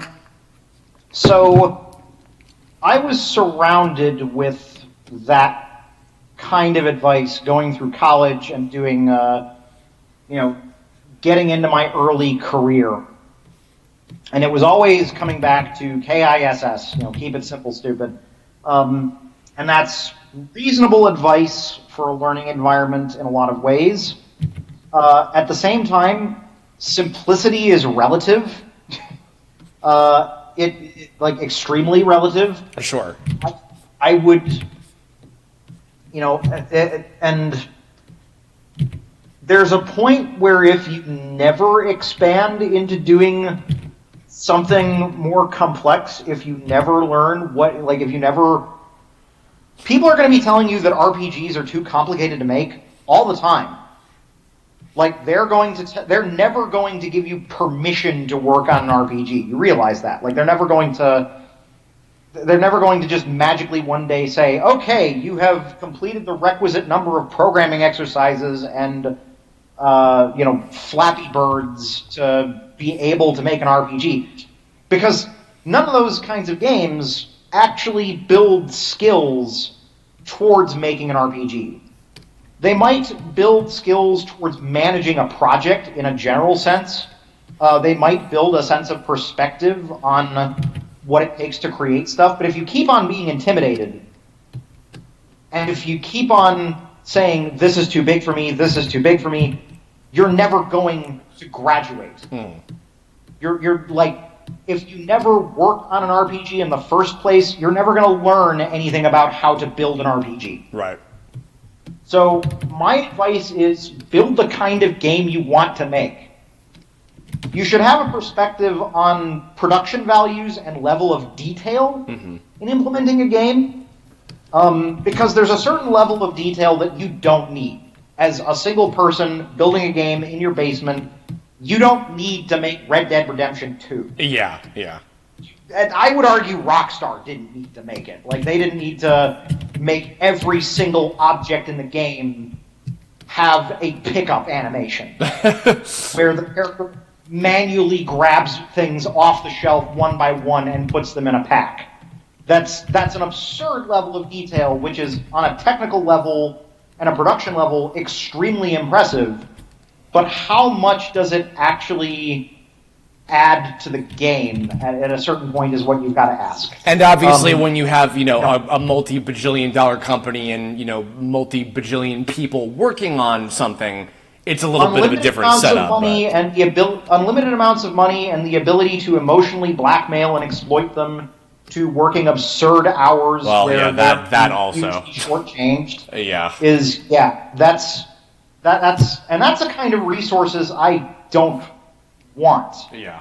Like, I don't and the environment that none of us want. That's not an environment that I want to work in, right? I want something that is relatively more sustainable, something where individual team members can take more of a stake in what they're making, something where people feel like they have a reasonable work-life balance. And fancy that coming from me, right? But that's going in a completely different tangent here. The point being, that level of detail isn't necessary to build an Old West-themed game. You could make something that's like pixel art based, that's got like a top-down map where you've got all the important mechanics, all of the looting, all of the gunfighting, all of the riding around on horseback, even like a fairly big scope environment can be realized with relatively significantly less expensive art and less technically taxing presentation. I don't want to toot my own horn here, but like 15 to 25 people could make a really solid Old West game without the need to explode the production values that big. And if people I know people like that sort of thing and appreciate the detail, and it's really, really wowing to experience it and to get immersed. But as someone working on games yourself in your own little basement office or whatever kind of personal office you've got, my point is you don't need to do that in order to realize the creative vision that you're trying to look towards. You can actually approach what you're doing as long as you're willing to make a few compromises.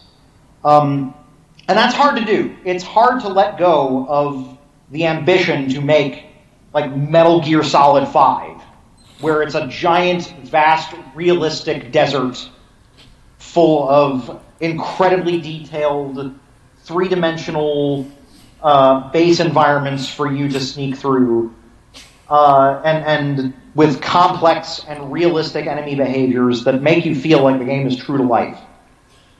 But you know that the game developers themselves started somewhere else. Yeah. Hideo Kojima made Metal Gear on, what the frick was that computer called? The MSX? Yeah, the first one. He made that on MSX with a much smaller team than what he's got today for like Death Stranding. Yeah. And it is fundamentally almost the same as playing like Metal Gear Solid 1 through 3 in terms of the basics of that game. Dante Leon, that's the real like trick of it. People don't make huge open world AAA games, corporations do. Yeah. That's the unfortunate thing that we have to come to terms with. Corporations make these games. I mean, I'm sure that they're, like, I can't speak about Red Dead. I mean, Amy's playing it and she's liking it so far. They're... And to be clear, I don't mean to take a giant shit on Rockstar or Red Dead, but I'm gonna be critical of it. Yeah, and I mean, I'm sure, I know so many people that were, really hardcore into Skyrim, and they loved, the lore and the world and everything from that, and, and Breath of the Wild, I mean, got so many, 10 out of fucking 10s from everybody, I'm sure for good fucking reason. Not to say that, I'm not into open world games at all, not to get on that tangent, excuse me, too hard. I actually wanted to say, you made a good point earlier about scale is relative. Because if you think about it, we're making a quote-unquote small-scale RPG. In terms of compared to something like a Final Fantasy, where it's not like a bajillion-hour experience. So the real shit of it, Chris, is if we were making something more like a Final Fantasy game. Mm-hmm. If we were making a more traditional kind of RPG, then we would probably get through the content fast enough and with relatively fewer bugs to worry about that we'd be able to create something maybe not on the scale of a full-length PlayStation Final Fantasy game, but maybe 2/3 of that scope. Okay. Because we're not working with the QTE stuff. The QTE stuff is actually a really big bottleneck. Yeah. Those take a lot of detail-oriented work. They really bottleneck the versatility of what the character building stuff can be throughout the party. That is certainly, and then also the enemy attacks and being able to guard them. And all of the cues for doing that, those are really, really detailed. So, the higher the detail you put into it, the less wide the scope can be. Yeah. I'm not saying that that's a bad thing on our part, because it fits the experience that you want to have. Mm-hmm. Super Geno 128DS, I would say almost the same thing for a Super Nintendo Final Fantasy, somewhere between 2/3 to maybe, a little more than that for a Final Fantasy VI scale kind of experience. And that's mainly because the art for Final Fantasy VI is ludicrously detailed and gorgeous. By the way, also just to clarify something here too, when I say that, I also don't mean I could have made the story bigger and longer and more detailed. No, I wrote the story for this game to be as long as it needed to be. Yes. I didn't skimp out on details because I was trying to intentionally keep something simple. Maybe in terms of the overall scope and length of the game, but that's also because I didn't want to make it super, super long. I wanted it to be as long as I felt the story needed it to be. So. No, you scoped it reasonably well, and when you picked the 2020 target date, that was very, very wise. Well, I mean, I knew I was doing something right when you said look, if we don't get this done by 2020, then we're doing something wrong. Yeah, that was your exact comment. I never forgot that. that is the terrible, terrible truth. It shouldn't take longer than 3 years to make a game. But anyway, what the heck was I talking about before I got on? Right. So making your own games, make the kind of game you want to make, not the exact scope, not something beyond your own means to produce. Make the kind of game. So if you want to make an RPG, you can make something that's like Undertale, and it'll be wonderful. If you make a project just to learn how RPGs work, it'll probably look a lot like something like Undertale, and you can come up with a good, like, vertical slice worth of game in probably a year's time. Just working on it on your own in between going to work every day and pursuing your other hobbies. And the trick is to get consistent momentum going. That's all. Just being able to work on it a little bit every day, or at least a little bit every week, goes a really, really long way. And you just have to have a sense of perspective on what you're getting done. And the fact that even seemingly very small strides, like individual systems that you get done, are impressive. Like, if you make an RPG battle system in Unity, then that's impressive. That's portfolio material that I would consider hiring somebody for. Being able to make a dialogue system, a functional dialogue system, even just being able to integrate something like Node Canvas and create a functioning dialogue system in-game based off of that, I would consider impressive if you can come up with a cohesive experience to build it around. It is difficult in the sense that it takes a discipline, but it's not really so difficult to learn any individual part. Would it be possible to have over 50 bosses in one game? Yeah. I mean, that's probably a game where most of what you've got are bosses. That's something that, I mean, for an RPG, like a turn-based RPG, that's something that can be done.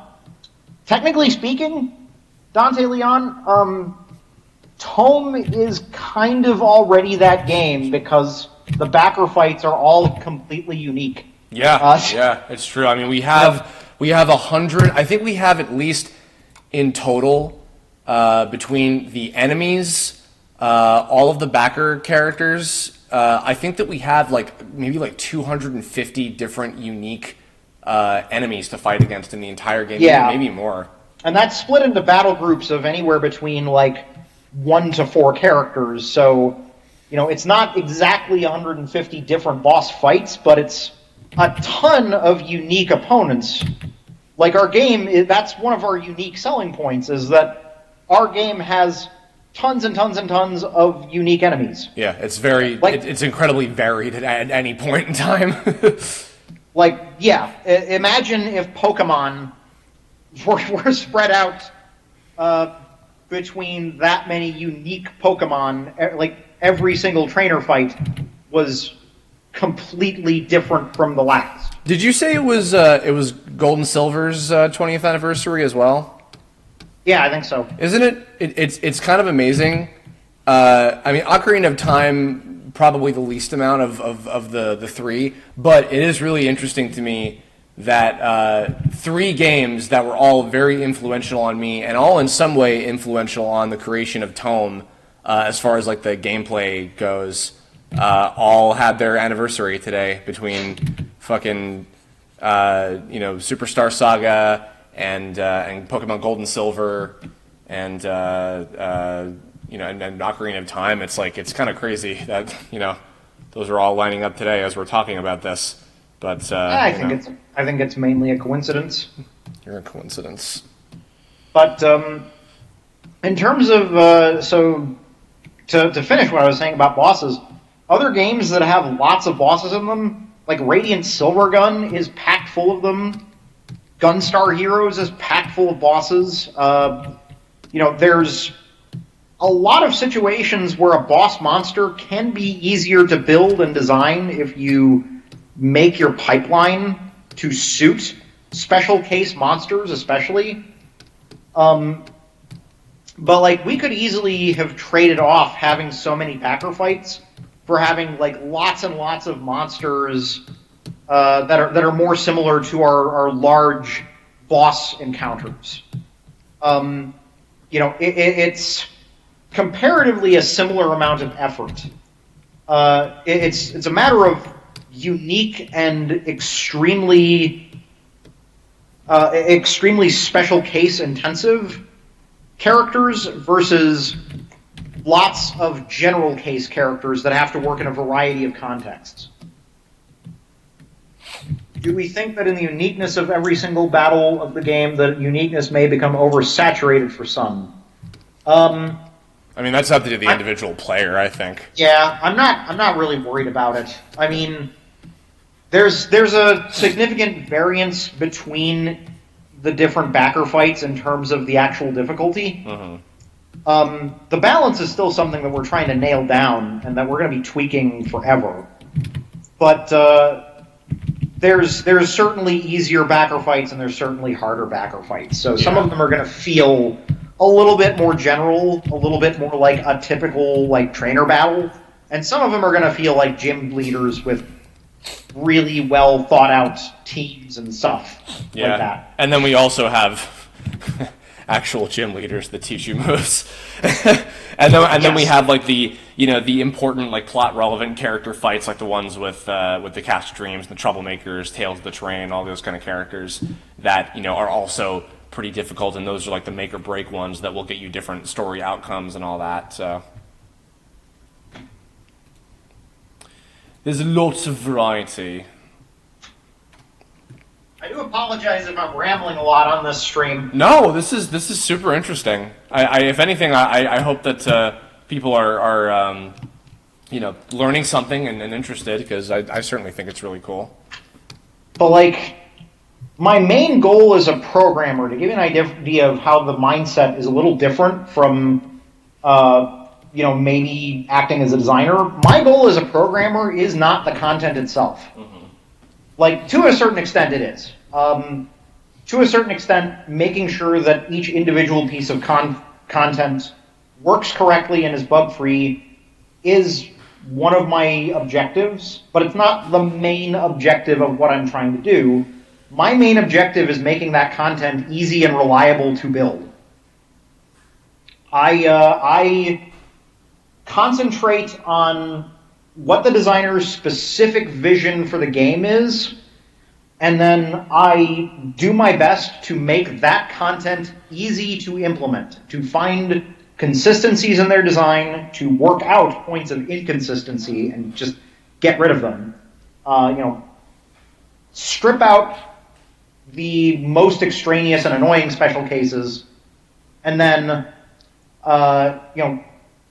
try to focus on the things that are the most consistent and build tools around those things, so that making levels is easy, so that making bosses is easy, so that making enemies is easy, so that I could hand that off to a designer, if at all humanly possible. And, that's what I end up spending the majority of time on when I'm trying to build a prototype, is making it so that I could build as much of the content as possible in like a day. And that takes forever. That takes a ton of work to do, but then it pays in dividends because we get to a point where we can implement an area of the game, something the size of Jacksoni Jungle, in like a week. Yeah. And I think that being able to get that stuff right is also like, that takes experience. I think that takes a certain level of like, you've been doing this for a long time, and you've had a lot of experiences on different scales of stuff that you've worked on, and I think as a result of that also helps. Because like, in comparison, this goes back also to kind of one of the earlier things I was talking about too. Even though I'd never created a game before, my experience, not only from asset production with like doing the animation and everything, I know how to manage a project. Like shit like the Nintendo collabs, which are not, a fucking milestone of animation of in any way, shape, or form, but they taught me how to manage a team. That's why I got involved in this project in the first place, is because I knew you were a very, very decent project manager. Well, I try, I was talking with some of my other friends, and like, regardless of how close we may or may not get to the if like say we can't release the game until like the end of 2020, I never want to get myself to a point where it is, again, not to rip on Rockstar, but and not that even Rockstar is the only company that's been guilty of this, of like, all right, everybody, you're going to be working 24/7 to get this fucking game done. I never want to get to that point with anybody. It's just there's nothing to be gained from that. So yeah, why would you even make games if you had to make people do that? Yeah. Why would you is it really so much more important that... I'm sorry, I'm losing my words here because it makes me so angry. Let's not talk about it. Yeah, let's. I'm sorry, I didn't mean to go back to that. But no, I mean, the point being, like, and this also goes back to the earlier thing we were talking about with like, Yeah, Dante Leon, your games are for fun, man. Yeah, that's my whole point. That's my goal in all of this, is to make the process of making games as close to what you're imagining it's like as humanly possible. To make it at least halfway as fun as you think making games ought to be. Yeah. And there's always going to be so much work, that you don't expect to do, or detail that you don't expect is going to go into it. My goal, as in talking about games on like Quora, or in whatever capacity I'm talking about games, is to educate people on the level of detail that goes into different systems, so that they have a better perspective on this. Because that's one of the things that we're missing, is like really concrete details on what game production entails. We've had more of it in the last couple of years, as stuff like Rockstar comes to light, as stuff like Telltale comes to light. It's unfortunate that that's the context that most people are getting this information in, but we're starting to finally see the actual snapshot of human effort that goes into individual parts of a game bubble to the surface. But my goal is always going to be to give people more and more clear expectations about the amount of work that goes into the different systems, so that eventually we live in a world where people do understand and do know what they're going to be spending time building.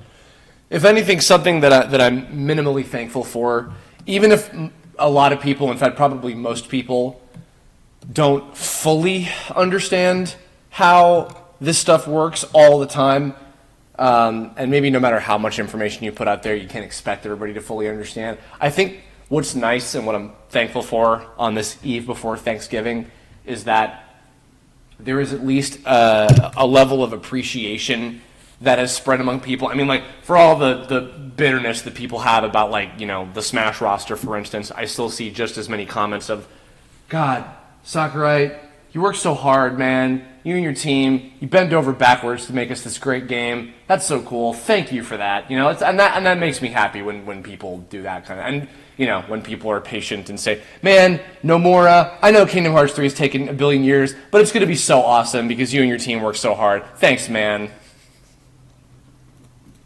What the hell does Norded mean? But what the hell does what mean? Norded.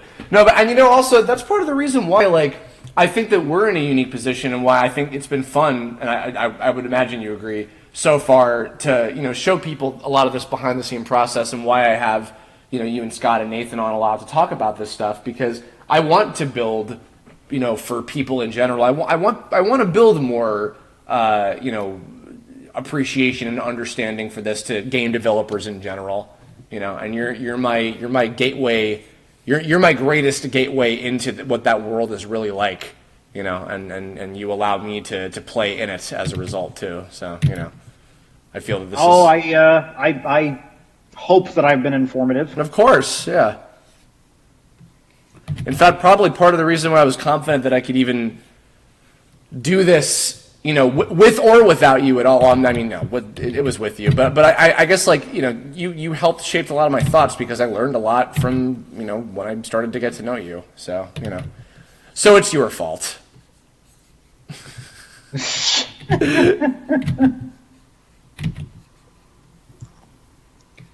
Oi, I have yacked until I'm sore in the throat.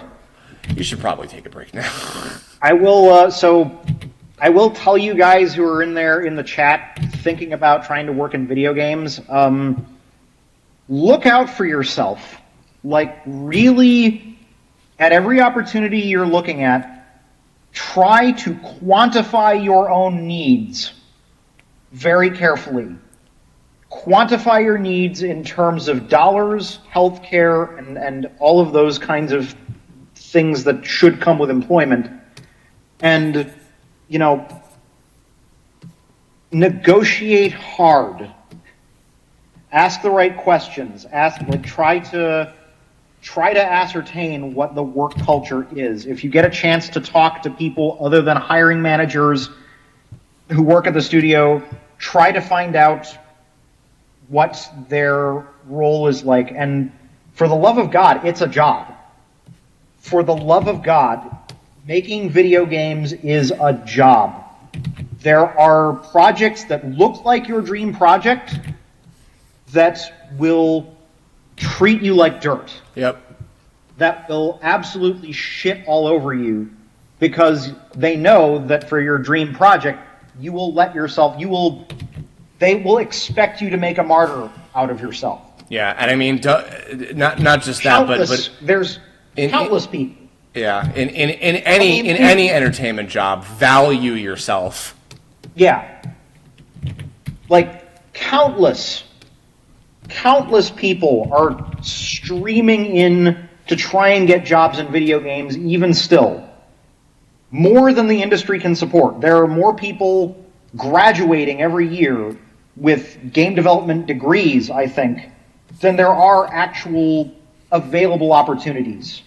And because of that, it is a hirer's market. As in, they have most of the leverage to set all the terms. After you're gone, there are 5 other undergrads that are just coming out of college that don't know anything, that are willing to race to the bottom just to get their name in the credits. And so they will expect you to make a martyr out of yourself for early and junior opportunities. This goes for indie companies just as much as for AAA companies. If anything, most of what I've heard from the mainstream gaming segment of the industry tends to be more optimistic than what the situation with Rockstar is recently. Mm-hmm. EA gets a really bad rap, but all of my friends who've worked at EA have said glowing things about it. Yeah. And then Activision gets a bad rap with consumers a lot too, but they've also gotten really glowing reviews from employees a lot of the time at a lot of their studios. This has happened at the cost of some really hard lessons where they've had their own experiences having crappy work environments. But it's improving all the time because there is awareness of this kind of thing. But if you're not careful, you can get exploited really easily. Yep. Indies and startups are as dangerous as anything else you can find because they're going to string you along with the pay you when I make it big narrative. They're going to string you along with, just a little bit further, guys. We're going to have a Kickstarter right around the bend, and then we're sure we're going to get funding, and we'll be able to pay you for all the stuff you've done. Yeah. No, don't expect them to do that. Don't expect it's going to, get it in writing that you're going to get paid now for the work you're doing now, because it's real work. There is no other acceptable terms. Respect yourself. Above all else, respect yourself. For the love of God, it is real work. Yep. Yeah, I cannot tell you how many times I've seen people who let themselves get screwed over and they're too afraid to speak up and do anything. It's not okay. You know. Oh, Trainer Guy, there's a studio. I'm not going to name them at all because I don't want to drudge up any drama here in the future. There is an independent project I worked on where I got skinned out of about $30,000 worth of labor. Absolutely skinned out of it. And I'm never going to see that money. Yeah. Like, that was 11 months of work doing anywhere between 60 to 70 hours a week on a project much more ambitious than Tome. And on one hand, I got to be part of something that made a few miracles happen. On the other hand, the morale of that project was run into the ground, and eventually they tried to rope me in for a really crappy, like, wage slave kind of deal, where I was going to be making less than minimum wage, like less than I would have made working part-time at McDonald's. And that's when I said, "You're out of your mind, I'm gone." Yep. Yeah, Fortunately, after that, I got to work at Way Forward, which was awesome. Yeah. Like they treated me much better, amazingly better. Mm-hmm. You know, but quantify your needs and make sure you understand where your limits are. And for the love of God, respect yourself. Yes. If you take nothing else away from this, remember that. It's such a basic thing that more artists, creative types of any kind, whether you draw, whether you program, whether you act, whatever you do, it is a thing that more people need to do, is fucking value yourself. And there's one last thing. I've had probably one last thing for the last 30 minutes now. One last thing that I want to add. There is no shame in getting a quote-unquote real job. You know, I don't mean to trivialize working in the video game industry, obviously. But a lot of the time, projects that look like they're going to be your dream project are a lot of busy. A lot of stuff where the core team is making all of the creative decisions. And then there is a giant satellite group of 150 to 300 people around them who are there strictly to delegate menial labor to. Like putting down information for footstep sounds or something like that. Making sure the subtitle system works. I've had a project where I spent several weeks just working on subtitles.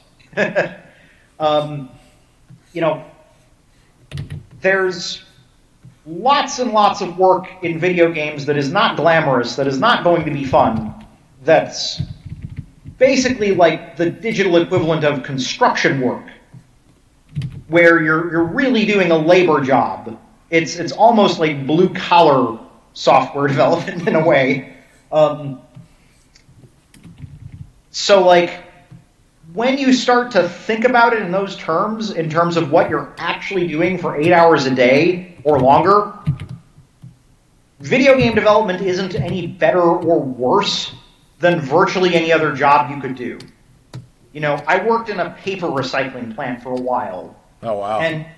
And sometimes it would have genuinely been in a way easier for me to keep working at the paper recycling plant and to make my own video games on weekends and evenings than it would have been to maintain some of the projects that I've worked on. It's not necessarily better or worse work than the paper recycling plant, Excuse me. So, don't hesitate to support yourself on other kinds of work. Don't feel like it's somehow beneath you or something like that. If it gives you stability, that's the most important thing for a job to do. Like creative satisfaction, I understand, is this drive that we're all trying to sprint towards. But you would be amazed at how much easier it is to approach creative, because you can be doing things that have nothing to do with your creative satisfaction in video games. You don't have to be assigned to something that aligns with your interests. You know, you can just as easily be on a mobile phone collecting game, which a lot of people express to me that they abhor. That's no better or worse work than working on the AAA game. It's a job. Yeah, that's the bottom line that I keep giving here is it's a job. You know, working on a mobile phone game, it's going to be a puzzle of technical implementation and of, you know, art quality and approvals and, you know, daily stand-ups, no matter what kind of game you're working on. But there's not really a guarantee that you have to be working on your dream project. The only thing that's going to make that happen for sure is if you make it happen yourself, if you don't wait for permission to do it. Mm-hmm. Because so many game studios don't have an infrastructure that would enable you to get a promotion and then get into a position where you can pitch a project.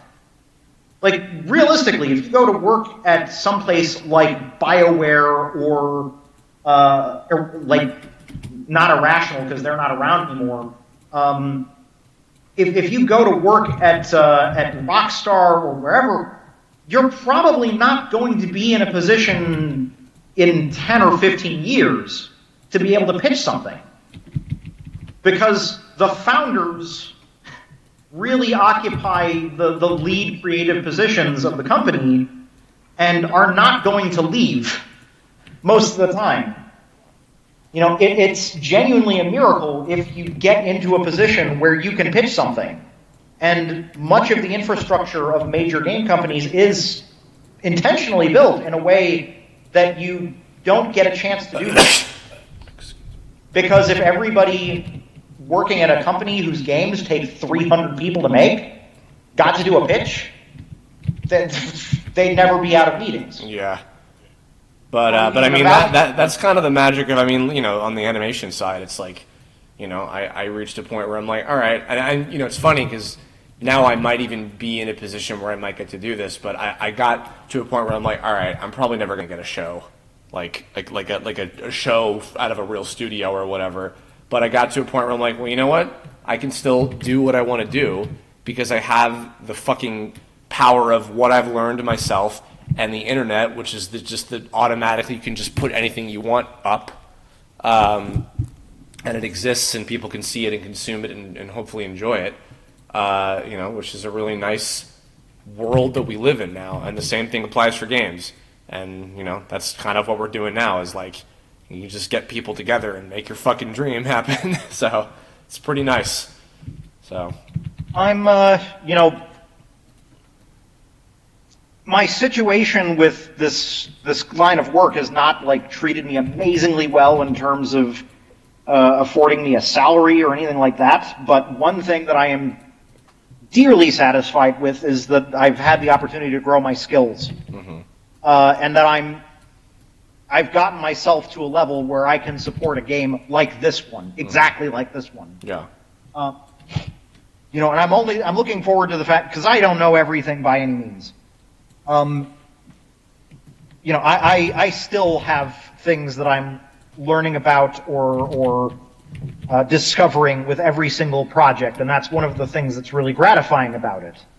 But like, above all else, if I've got to advise people on anything, look after yourself. Yeah. All right, I'm gonna hop off the stream. Well, I'm actually very sorry if that was a really no, long not at all. rant. Not at all. I'm actually gonna wrap things up. So if you want to stick around for just another second, I'm gonna start powering down here. But thanks for sharing all that. This was a really nice way. I mean, because we're almost done. Also, I just got 40 of these guys done. So hooray! Yeah, I know. I think it's important for people to hear this. I think this is very helpful, and you know, this is quite fitting for Thanksgiving. because you and I both have a lot to be thankful for, and I think the fact that that we get to work on something that we're passionate about as our living is certainly something to be very appreciative for. I know that I'm very appreciative of it. Every single fucking morning I get up and I'm like, oh my god, I get to live my dream. I get to make what I want to make. I get to do this with people that I like and that I care about and people I would choose to spend my free time with anyway. And I have you to thank for that, Mikhail. So, Oh, you you deserve more of the credit than I do for organizing this project. Whatever. I'm a complete scatterbrain when it comes to my own shit. It's actually really hard for me to nail down a plan the way that you do. So I deeply appreciate being able to work with you on a project like this, Chris. Well, I'm going to give you a nice... I'm not going to make a joke. Can't even make a joke to that. Well, thanks, Mike, for joining and having a good time with us and sharing all your thoughts on this. I'm going to wrap things up here.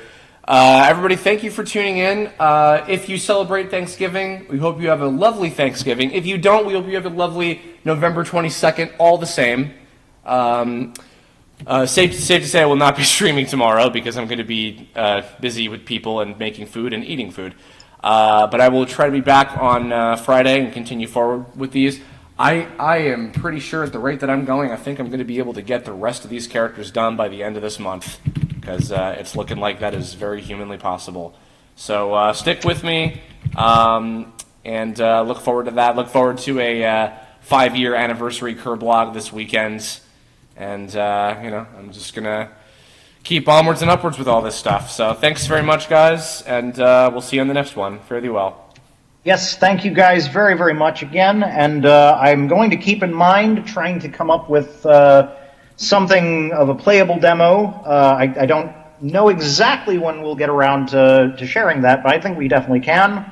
And, thanks again to all of you, your support for this project. You are wonderful, wonderful fans. Absolutely. Happy Thanksgiving to everybody, and, please enjoy being with your families. For sure. And if you want to keep up with any other updates we have, by the way, don't forget you can follow both of us on Twitter, @Kerbifer and @Mike_Prinky.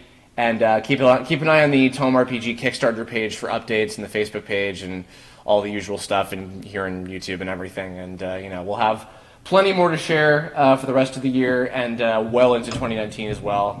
We've only just begun. So thanks very much, guys, and we'll see you on the next one. Have a good one. Fare thee well.